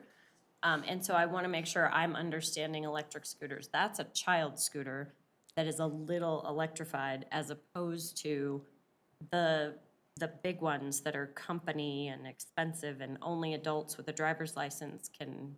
So can you? So we don't, in North Glen, we don't have an agreement that allows for the rented, like the Lime scooters. Okay. The definition, and Corey can help with this, includes all of them. So this, So by this definition, we're more likely to see at the park. is the is same my as concern. those larger ones. Okay. So, and then the other thing I'm concerned about personally is the larger ones are allowed in cities nearby, and so we're starting to see them dropped in our city and left. And my understanding is that the way they have those programmed, they won't operate if they're outside of a specific operational area. So Thornton has allowed for them on a trial basis. My understanding is, I believe it's a 1-year pilot program, and then they're going to determine how to proceed. But they're not supposed to operate outside of their boundary. Okay. So the bullet, that's what confused me, cannot be operated by minors. That's a child's scooter. So right now, our ordinance does not allow for that scooter to be operated by a minor on our sidewalks. Which is why we're here tonight I'm having like, this those are conversation. everywhere, and They are. Okay. My own kids have them. Okay, got it. So that's why I we're just here wanted to make sure discuss. I understood we are talking about those versus, are the ones you can buy at Costco are $300. They're not Razor brand. They look more fancy. So We're the talking larger about- ones you can ride. I don't, Corey can jump in. We're talking about both. The statute, the definitions don't differentiate, and that's part of the problem. Okay, that's what the picture really threw me off, because I was like, we're not talking about that. That's a Razor. Okay. But apparently we are, which that is concerning. Councilmember Kondo, do you also have a question? Yeah, where does the two-wheel hoverboards, does that fall into this category? Is It that, doesn't. That falls into a toy, I believe. Yeah. And There are it's some not, expensive toys out and there. is not allowed. And we can certainly discuss if you would like to change that. I did, because it hadn't come up, I did not bring it up in this particular presentation. Wait, hoverboards are not allowed? Not in our parks or on our sidewalks. Okay. I've also seen the That's uni interesting. version of that as well. I've seen some people ride that. I don't know what you call that. Wow, I'm shocked by all of this information. Okay, great. Councilmember Walker. I might be a little too early, but the base of this was brought up at Ashley Mine's Groove Grub and Local Gov. And man, I'm glad you brought up the bicycles point, because that's a whole nother topic. But the ones that the resident had brought up, and forgive me, I do not have their name in front of me, but was these ones are the OPDMDs, the mobility devices, were the ones that they'd kind of brought up. I just kind of want to give everybody kind of some basis from where this came from and why I brought it up. Absolutely. This, I mean, with our demographic changing and aging, these are, getting to be in more places. And so this is kind of what they wanted to be brought up and discussed. However, I have serious concerns about the bicycles and how fast they go on our sidewalks too, along with dogs and kids. So I think it's something that needs to be brought up too. So thank you for bringing that up. That was a whole nother area I wasn't even looking. So thank you. You're welcome. Well, and I'm wondering if we need to add hoverboard, because Christmas is coming. They're getting less expensive and more popular. And Can I ask a quick question? Have we enforced any of this? We don't have time. Okay. Just this, Have I you know ever that I written got a- busted written riding a the scooter. citation for a child riding a Webster. scooter? I know, I'm sorry, we had a Christmas season where every kid got a hoverboard, and Now, I And you don't got even think about it, right? So that was why the question is, do you want to change those to allow for that so that there's just not that, even that conflict? I got stopped at Webster Lake on the scooter. But it wasn't, I didn't get a ticket or anything. He just, really nice ranger guy told me that you can't ride these here at Webster Lake. You know, I was messing around with a bunch of my grandkids Like, I'm and some more other impressed kids. you were successfully riding a scooter. I know, I things are- know. There are things I do that you guys don't know. But yeah, what? And so there's one piece of this that makes this, I think, exceedingly difficult, and that is that we can't be more restrictive than state law. And one of the parameters under state law is you can't regulate e-scooters more stringently than e-bikes. Okay. So when we're talking about some of the things that you're talking about related to, what's just the razor, you have to look at it in the context of the e-bike as well. Because the way state law is set up, you can't differentiate and say, yes, you can do the e-scooter, but no, you can't do the e-bike. Ashley, could you? Well, I put my hand down because I was essentially going to say, Karen, Park Ranger, spoke with Councilmember Walker and I, and she pretty much just said she uses it as an opportunity to educate, you know, about what's allowed and what's not allowed. And so I understand, we can't differentiate between the scooters and the bikes. Can we differentiate when it comes to the OPDMDs?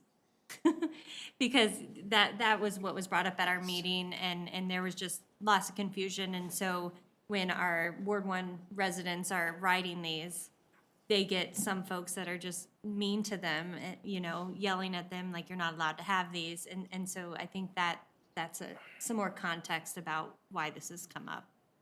Thanks. Okay. All right. So with that, we can jump into a whole lot more conversation. Sorry, Shannon has a question. Oh, first. yes. I can probably wait, but to add more context, I have gotten a lot of, you've seen them, I'm sure, a lot of complaints about even e-bikes versus motorized bikes. Because I was told that e-bikes are allowed, but apparently it's not allowed or disallowed. Is that what I'm So understanding? e-bikes are allowed. E-bikes are allowed. Yes. So they're allowed Right. on the trails. And I believe limited to a class 1 or a class 2, which is similar to, which is where similar to the state or in line with the state. They are allowed in bike lanes. They're allowed on roadways where it's appropriate. So yes, you can ride an e-bike. You can ride a scooter. An adult can ride a scooter in those very same locations. But the trails or the parks are specifically excluded for scooters. So some of the complaints that I've gotten from residents are not even a little bit around e-bikes, but everything else about nearly being run over by the electric scooters, and so forth. So just for some more context, that's been a big issue on the trail since I live by the Northwest Open Space, and that's a big Ward 4 area as we continue this conversation. So I have a lot of residents who don't want it and our PDF have probably received some of those complaints. And again, so I'll just say, I learned a lot as I went through this because it's not something I've been super involved in. But as we look at those scooters in the same way as we look at an e-bike, our current ordinance does specifically state that if there isn't that we can, basically, if there's not an appropriate bike lane, they can be shifted to the trail, and that is our one reference to the trail system. Mm-hmm. So you have a few options. One is to not make any change, and that would allow for e-bikes and scooters to continue to be allowed on the roadways only, with the trails as an alternate route, and mobility devices would be limited to the EPAMDs, which really defines a Segway. You could have fewer limits, so you could allow for e-bikes, scooters, and sidewalks on sidewalks, trails, and or in parks, so broadening that. And you could add a definition of an OPDMD, another power-driven mobility device, into the ordinance. And those are independent of one another, fully independent of one another. Or 3, it could be something else. You could modify the regulations for select devices and or select locations, and you could make those more or less restrictive. They just can't be more restrictive. E-bikes can't be more restrictive than, or scooters can't be more restricted than e-bikes per that state statute. So it brings us to 4 discussion points. So maybe we take these kind of one at a time just to get a little feel for where everybody's at. And then we can circle back through. So one is, do you have a desire to allow for scooters and e-bikes on sidewalks and or trails? No, I'm just concerned about the definition of scooter. That's what I think we need to figure out. But I 'Cause don't I'm- think we can change it, and Yeah. Corey can correct me on that. No, that's, trust me, I share your frustration. Yeah. But it is based on the definitions in state law, and the state redid a lot of these definitions. And it's frankly technology that continues to evolve quickly. But we do know we can't differentiate. So I'm looking at the ordinance. There's electric scooters and low-power scooters. How are those, what are the difference? So my understanding is the low-powered scooter is more like a scooter that it's a engine, like a Vespa-style scooter, versus a stand-up electric scooter. Oh. And then a toy scooter is not electrified or somehow outside of the definition of a stand-up scooter with 2 inline wheels. So toys cannot be on the road. The other scooters have to be on the road. Correct. But the picture you saw there is not a toy scooter. It falls under the scooter category based on that state statute and definition. Well, and that was why I went back. I was like, okay, so it's the adult near the child that gets the $25 fee? I mean, honestly, I'm looking at Christmas is coming. Kids are gonna hit on a sunny January day with all these fancy scooters. The only thing I would say to council as you're considering this is don't consider anything related to liability. I am not concerned that this is an issue of liability for the city, depending on what it allows on its trails and roads. We have the Immunity Act to protect against that, so this is purely a policy discussion about what your constituents want, not whether you see risk to it. Well, and I could imagine that people at the park don't like to be almost run over. But that doesn't sound like the context for this discussion. I'm not gonna take a bird walk if we don't need to. I mean, there's a lot that's brought up. I mean, we could even go as far as, I believe Denver put a speed limit on electric scooters and bikes, which I know I'd rather be them working on vehicles, so I think we can let that one be.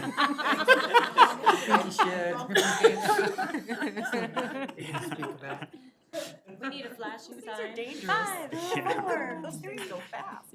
Oh, my goodness. Councilmember Condo. Thank you, Madam Mayor. I am guilty of riding a e-bike, but I only have a Class 1. So my question is to Corey, can we structure this policy that bifurcates between Class 1 and 2 and Class 3, where Class 3, obviously, you can go up to 28 with the throttle sort of thing? Can we kind of structure it to exclude Class 3? From where? From the policy, if we say e-bikes, Class 1 and 2 are allowed. No, exclude them from where? If we were to put this Anywhere in the city? on the trails and parks. That's what I was asking. So on trails and parks. Yes, I think we can. I'd have to confirm that, but I think the answer is yes. Okay. And many of our I did do Yeah. a survey of some of our surrounding communities. Many of our surrounding communities did limit to Class 1 and 2, and then a comparable speed limit for those scooters. The good news for the 2 individuals sitting behind me is that the scooters, most of them only go up to 20 miles per hour. So that's in alignment with those Class 1 and 2 e-bikes. And much like the discussion we're having now, incredibly difficult to enforce. Yes, because you never know what class e-bike you got. But I think there's some common sense required, right? I mean, if you're a bicyclist, you always have to add to the pedestrian. And if you don't, and you run into the pedestrian, then you're liable. And that's, I mean, the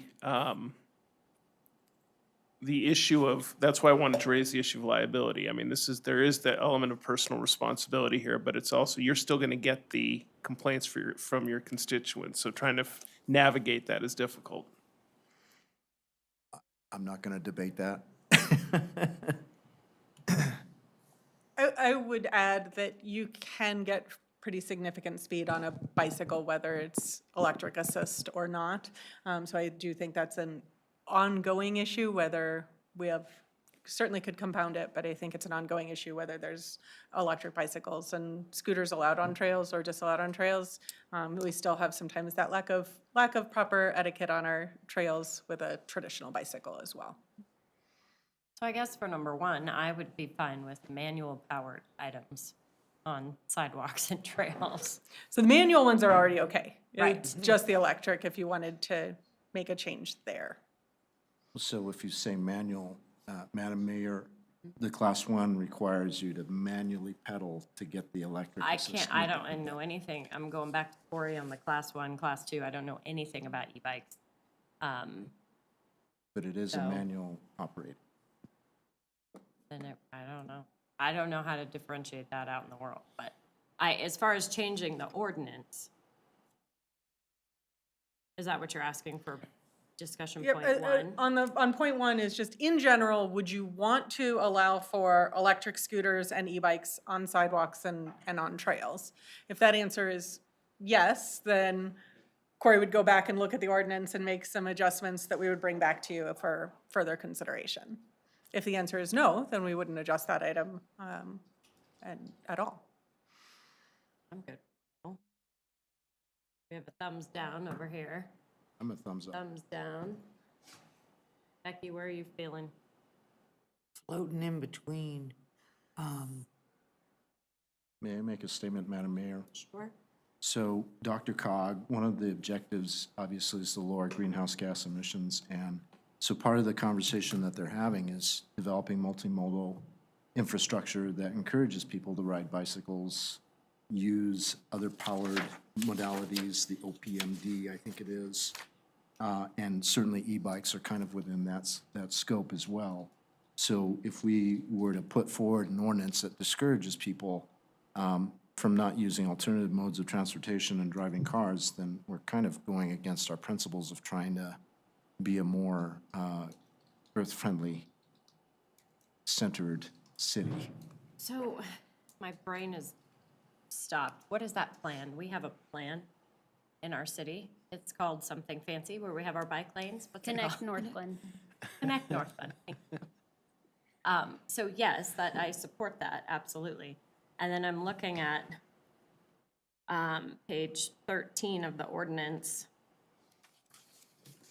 And it says electric scooters, but I'm assuming it applies, as you mentioned, Corey, to bikes as well, where the city has determined that a roadway is too highly trafficked to safely allow for scooters, and where a suitable bike path is not there, that they would have space. What I'm picturing is the sidewalk around the park or other small sidewalks, and they can be super dangerous. So that's why I'm a thumbs down.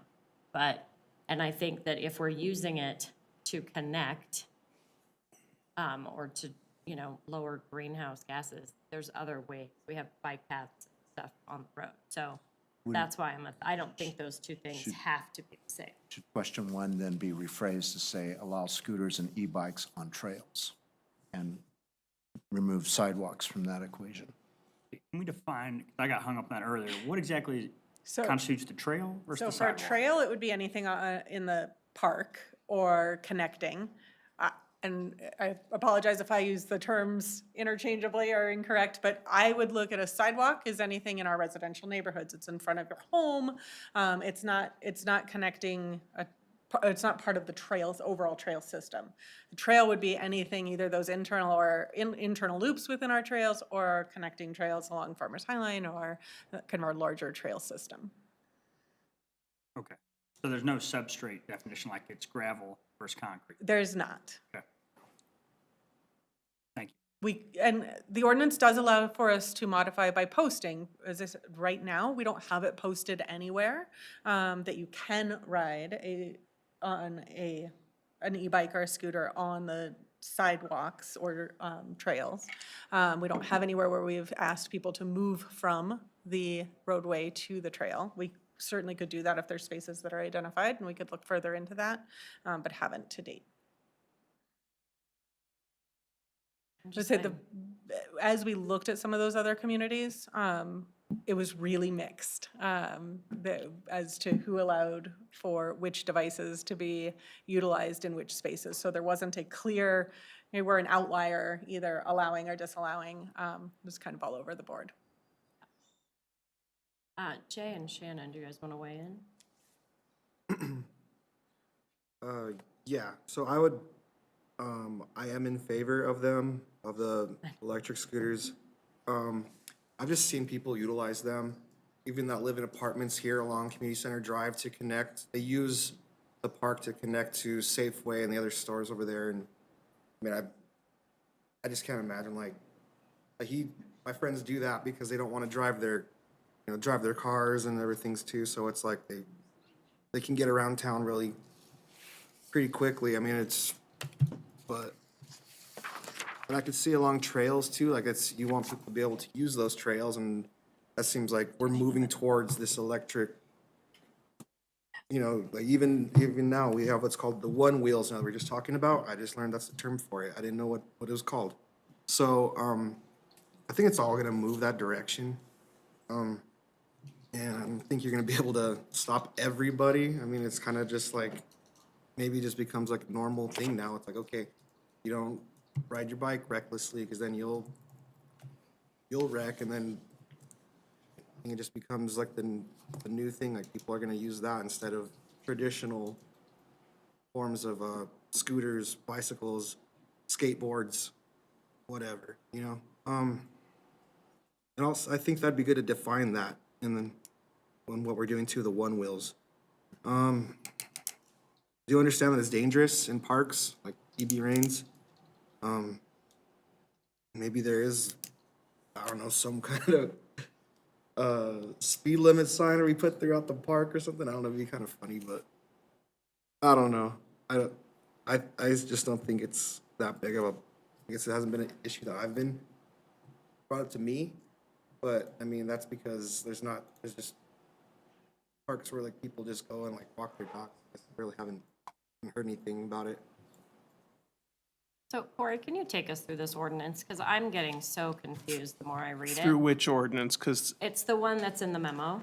So, and I do think it's funny that it's electric toy and unlicensed vehicles, but that's like thrown in as just a catch-all. well, and this is a restatement of state law. And so we were doing the same thing. And so frankly, Amanda's examples are the best I would be able to do as it relates to going through the ordinance. Because we drafted this to update North Glenn's municipal code when state law changed based on what existed as of that time. I know, but I think we're getting hung up on something that I don't think is written in here. So, because I'm very confused. There's a lot of information in here. Like, if we just go to section 793. Okay? Use on city property. It doesn't talk about bikes at all. So it talks about the other things, a toy vehicle, an electric scooter, an unlicensed vehicle. So did the state throw that in there? They just, in their law, they just tossed this unlicensed vehicle in here with all these other devices? It Well, just seems and- random. I guess an unlicensed vehicle is it is a catch-all. I mean, I don't know how else to put it. So is that like a four-wheeler or a, It certainly could be. My okay. Vespa I has was- 2 wheels. It's unlicensed because it's only you guys are all freaking out, huh? Becky did have a life. It's 49 cc's, so I'm not required to have a license plate on it. It doesn't need to be registered. But it also goes 38, 40 miles an hour. Well, but an unlicensed vehicle says any vehicle of any type required by state law to be licensed that is not licensed. So that would seem like a motorcycle without a license or a It might- car without a it license. could be a motorbike that's not street legal. But are those required by state law to be licensed? In order to operate them on roadways. Okay. So I mean, really, this thing takes some time to kind of, but we're trying to reconcile this whole thing about e-bikes. And if I got stuck on 793 as an example, you can't operate the toy vehicle, the electric scooters, or an unlicensed vehicle in any city park or any publicly owned property, so anything that we own, rec center, all that. Doesn't say anything about bicycle Correct. or e-bikes. And bicycles and e-bikes are permitted in the same place as motor vehicles are. And I guess this was intended to address electric toy and unlicensed vehicles, not bicycles, by and large. With the exception of electrical assisted bicycles as defined in the ordinance. I mean, look, we did this deep a dive as Amanda did, trying to figure out what's allowed and what's not allowed under state law so that we're not more restrictive. What I would say is you tell us what you want and we can make it happen as long as it's not more restrictive than state law. Okay, well, for the context, I thought we were just having a conversation about our older residents that need the assisted devices, and they're getting yelled at in parks? Is that where this started? Yes, ma'am. That seems crazy to me, that they would are residents yelling at them, or did the ranger stop It them? was the range, because the resident asked me, I said, well, yeah, that should seem fine, right? Because you have That's trouble how you're- walking, and then the yes. ranger came out and said, no, that is not allowed. So I was corrected. Did it But go any different? they're encountering other residents complaining to them while they're using the trails on these devices. So I'll skip forward to the OPDMDs for a moment. Yeah. My understanding from other communities, it's not something we've heard a lot of. I will say we've probably heard more, people are riding really fast on their bicycle, whether it's an e-bike or a regular bike, than I have anything about somebody's using a mobility device that isn't allowed, right?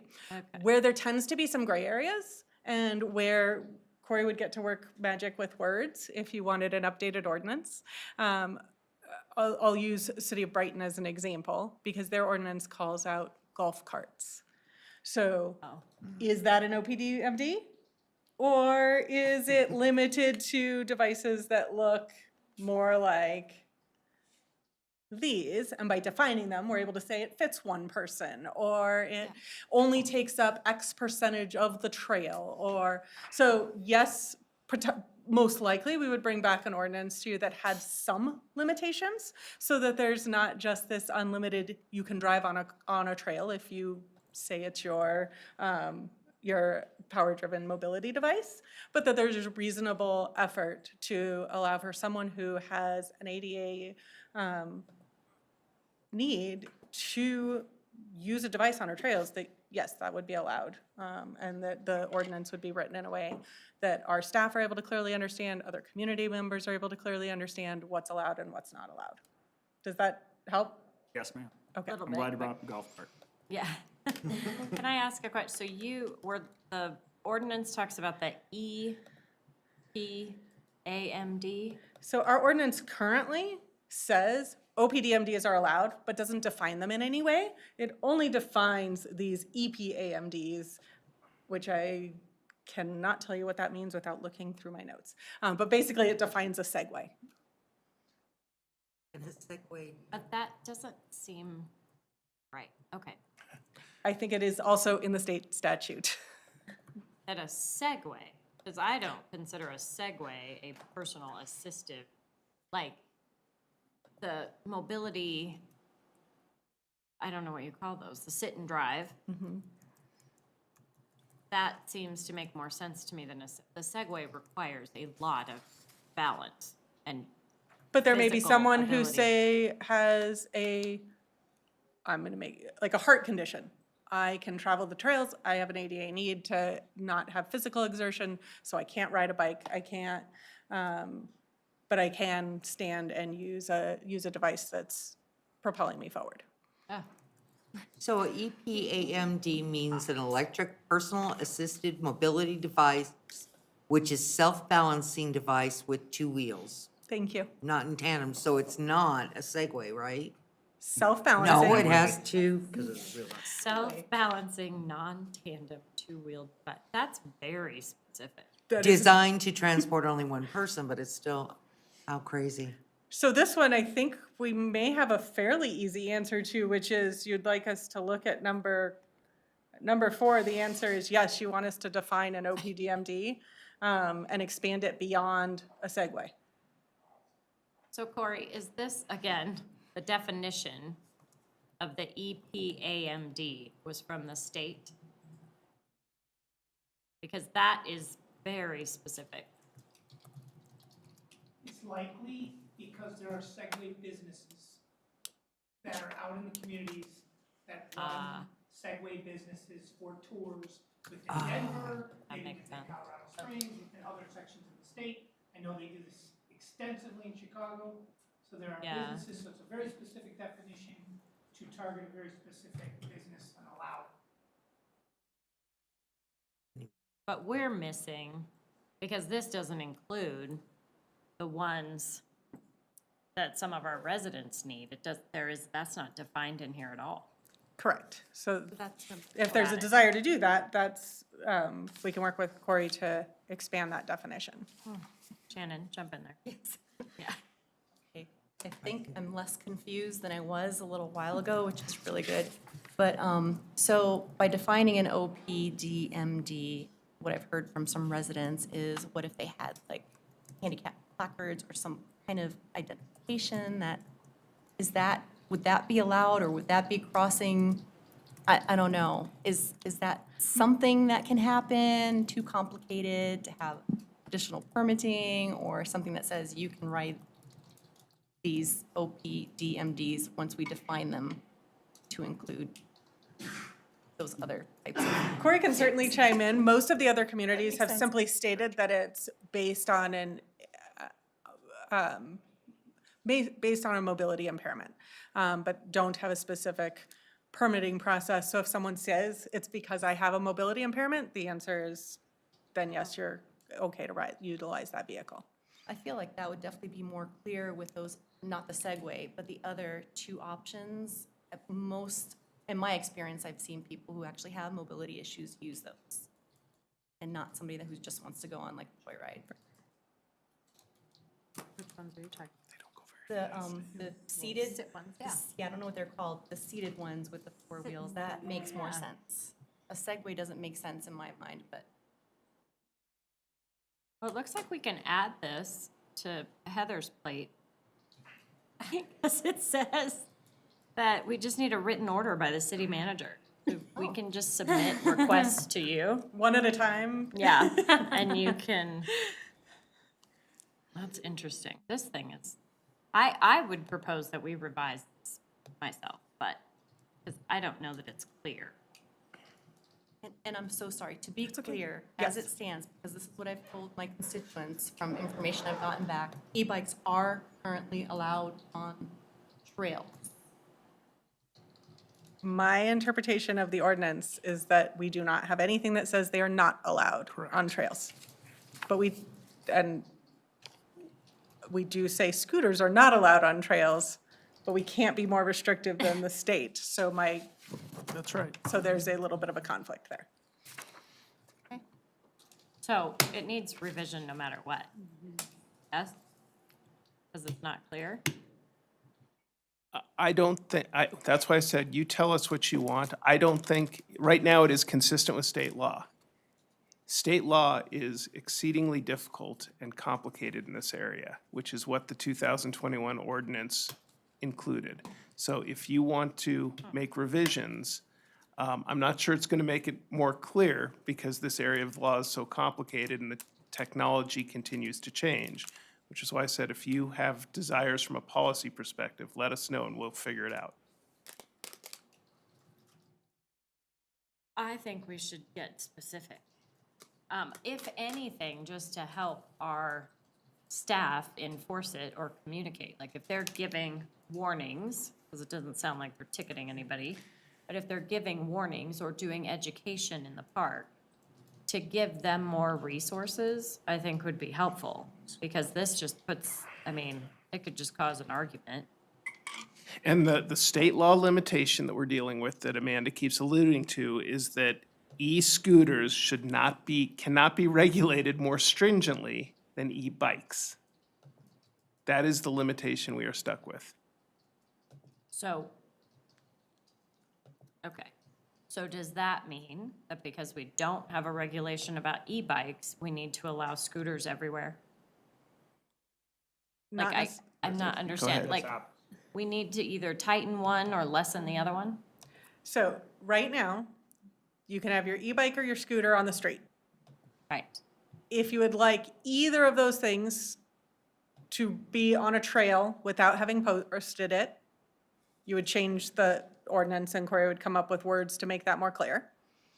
If you wanted them to be, either of those to be allowed in parks, and we can differentiate those. I know I said we don't differentiate what those trails are, but we can differentiate inside the park and outside the park based on ordinance language and signage. That would require, we could change the ordinance to say that. And then if you wanted right now, only adults can ride those on the streets. No children can ride scooters anywhere. So if you wanted to allow for children to ride them in any location, whether that be on residential sidewalks, in parks, or on the trails, that would also be a change to the ordinance. So sounds like maybe we have a couple of steps in here, and if we can get some direction in these 4 areas, we can work with Corey and PD to put together a revised ordinance, and we can bring that back, then the revised ordinance back for further discussion to see if it's really meeting the intention that you have. Okay, so to Jay's point a minute ago, do we need to define all of these new things that are becoming super popular? Right now, they are under the toy category. So if you'd like to take them out of the toy category, then that would be one more piece that we'd have asked Corey to help us with. So, okay. So if the answer is yes, you want some of those things like a hoverboard and a one-wheel device defined separately, we would add that to the list. I think, so if you're not gonna go the direction on number 1 to allow for scooters and e-bikes to be ridden on city property, then the toy vehicle part probably doesn't change. I mean, I guess I would just argue that those vehicles are not toys. They're Okay. for adults, and they're used by adults. So, I think the definition of toy vehicles is taken straight from state law. We could not determine how they came up with it, other than the way legislation is made at the state level. okay. And so I don't think the use of the word toy connotes kids. Okay. Councilmember Kondo? Yes, ma'am, thank you. So, Amanda, what you just talked about in terms of, being able to bifurcate, if you will, maybe if you're talking about high-speed sort of electric devices of various types, maybe those are constrained to the greenway trail systems. But yet, as far as our parks go, where people are walking their dogs and being more leisurely, they're not going from A to B. That's how we can geographically kind of restrain them or set some sort of policy not to allow them to ride in that area where it could be more dangerous. Because there's more people, obviously, around EB Range parks or our other parks. But yet, it still allows the flexibility to allow those people who are using electric power or other powered devices to be able to go about in their commute behavior. I would be in favor of that kind of design.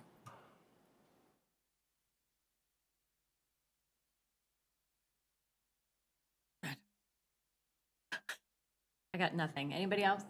Somebody else, raise your hand. Come on.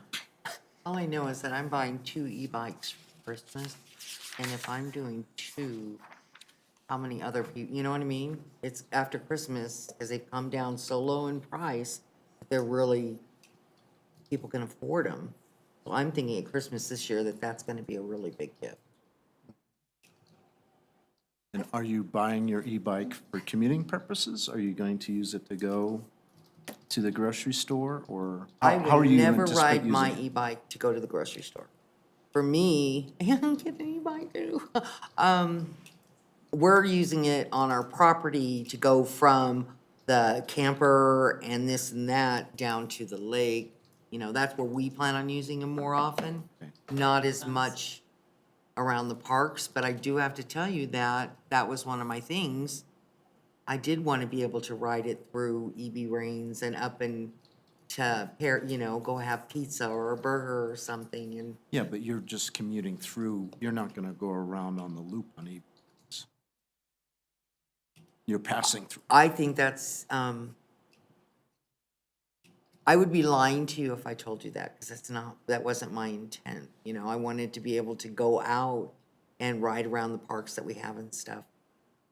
So I Okay, So you mean, don't want a bike date then, as opposed to commuting I or can't, riding your yeah, I'm not e-bike going in to a park? commute as into my job. They won't let me take it on E470. But, but, and see, that's Well- where my concern lies, is, and as selfish as it sounds, is that's what I wanted to do, and I know that a lot of my friends are talking the exact same things, you know?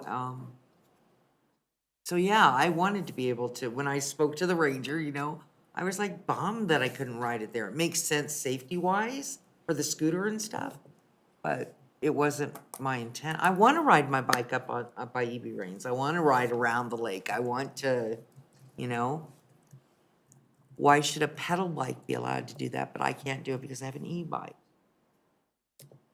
Can we figure out, because the Connect Northland piece and resident concerns, I just feel like this is not the night that we're gonna solve the world's problems tonight. I feel like we need to talk to more people, right? Because Rich has personal experience and a personal opinion. I also have personal experience and a personal opinion. I don't want a bike going past me if I've got a Yeah. stroller and a whatever.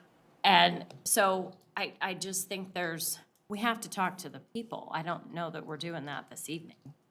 I mean, we've heard from some, but I think there has to be a way that we can get more information.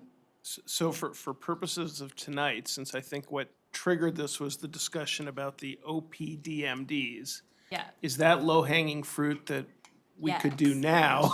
yeah. And to have a more And that engaged was the discussion? purpose. I think it is a bird walk. Okay. That's why I was wondering, I don't want to invest too much in this when it really, I think on this table right now, it's personal opinion, right? And I'm super jealous about Becky's Christmas list, but I think I think that's where we are, and that concerns me a little bit. So if we go back to just defining it, I think that makes sense. So number 4.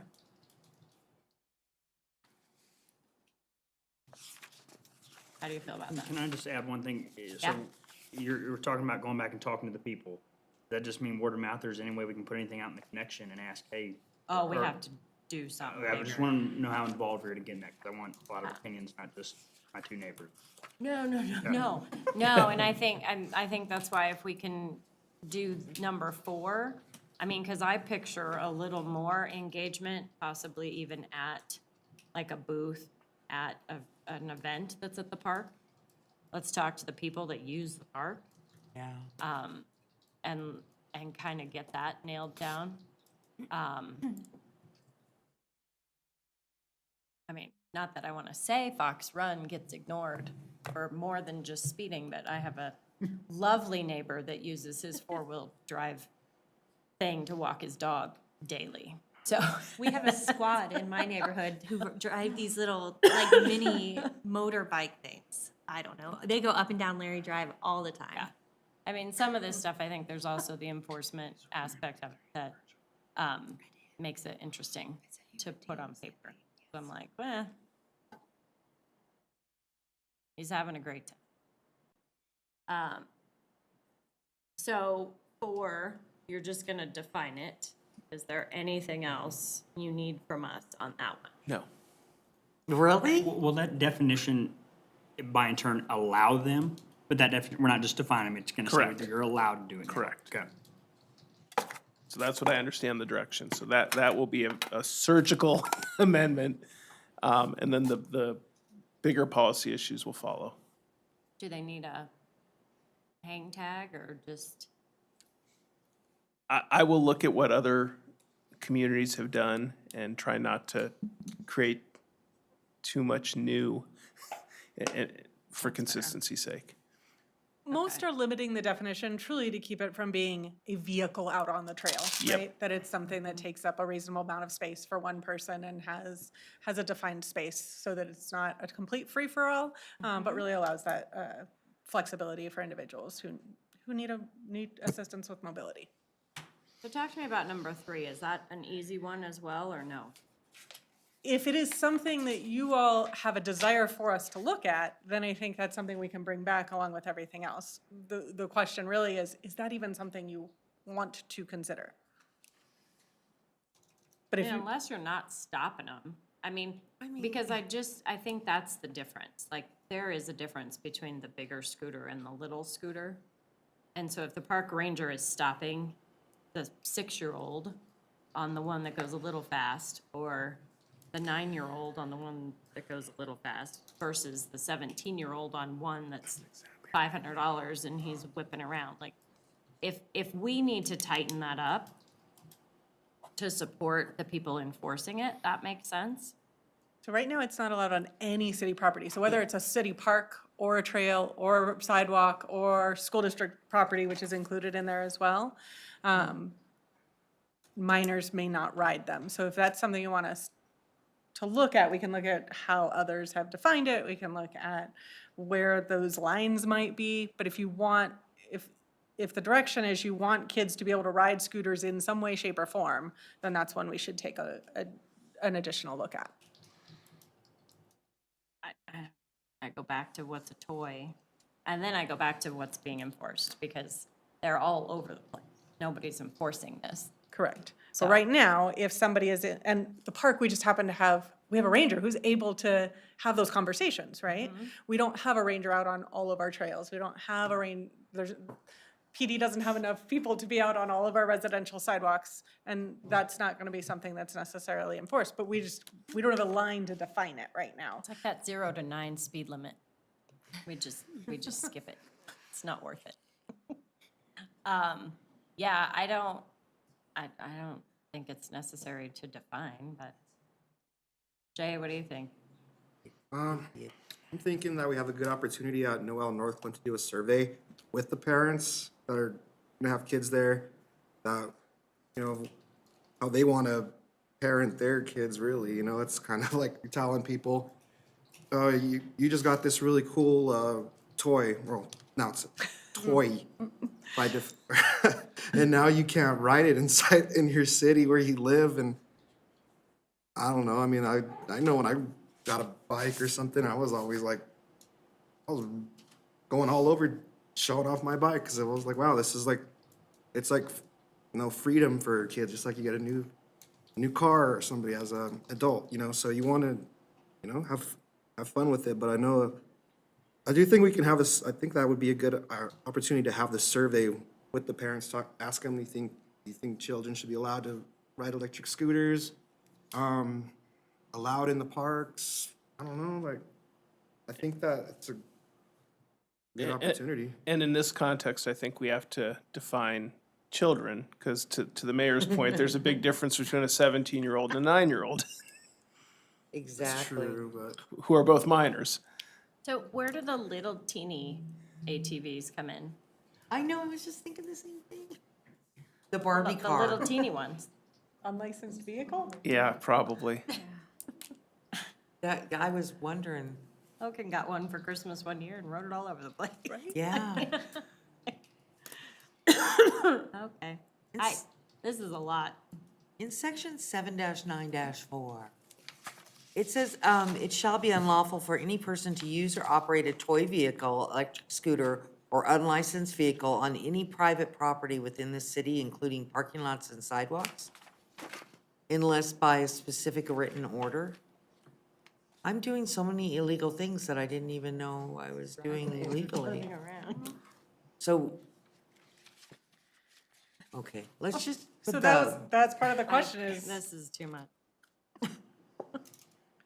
I just want to talk about food. Yeah, Like, yeah, I agree with you. let's just stick with box 4 for today. Yeah, Good win. and leave the rest alone. for Wait, so now. we're gonna bring this up later, though? After I the think, I council- still yeah. think we need to get some community input on all of this to figure out how are people commuting? And are they using these items for play or work? I mean, I don't know that we can designate that and decide in the moment, because they could buy it for work and use it for play or. But you could generally know how people are using it, so it could still be a helpful data point. Oh, yeah. I mean, I think, I don't know. And also get people's opinions, because we have people that walk pets that don't appreciate the motorized vehicle. Right? So, it's really hard to say. And I think we need to hear from everybody.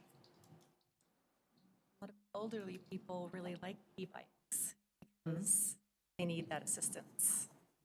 That's true. And they want to be on the trails. Mm-hmm. I'll even accept the elderly on that one. Elderly. Yes. Elderly. Because that was my big thing, and I think that there's a lot of people that feel that way, they haven't ridden a bike in years, and they have this way to get assistance, and I'm like all excited, no training wheels. I'm excited. All right, well, what we will do, Corey will incorporate number 4 in a draft, and we'll bring that back to you. Do you want that draft to come back at a study session, or do you feel comfortable with number 4 coming back for first reading?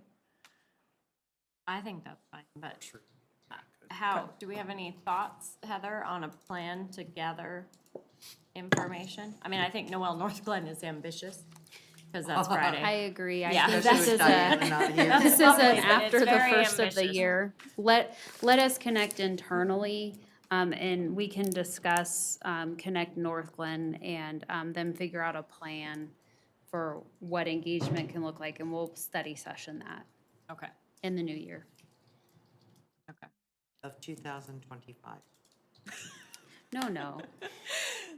And maybe we won't crush all their dreams at Noel North Glen.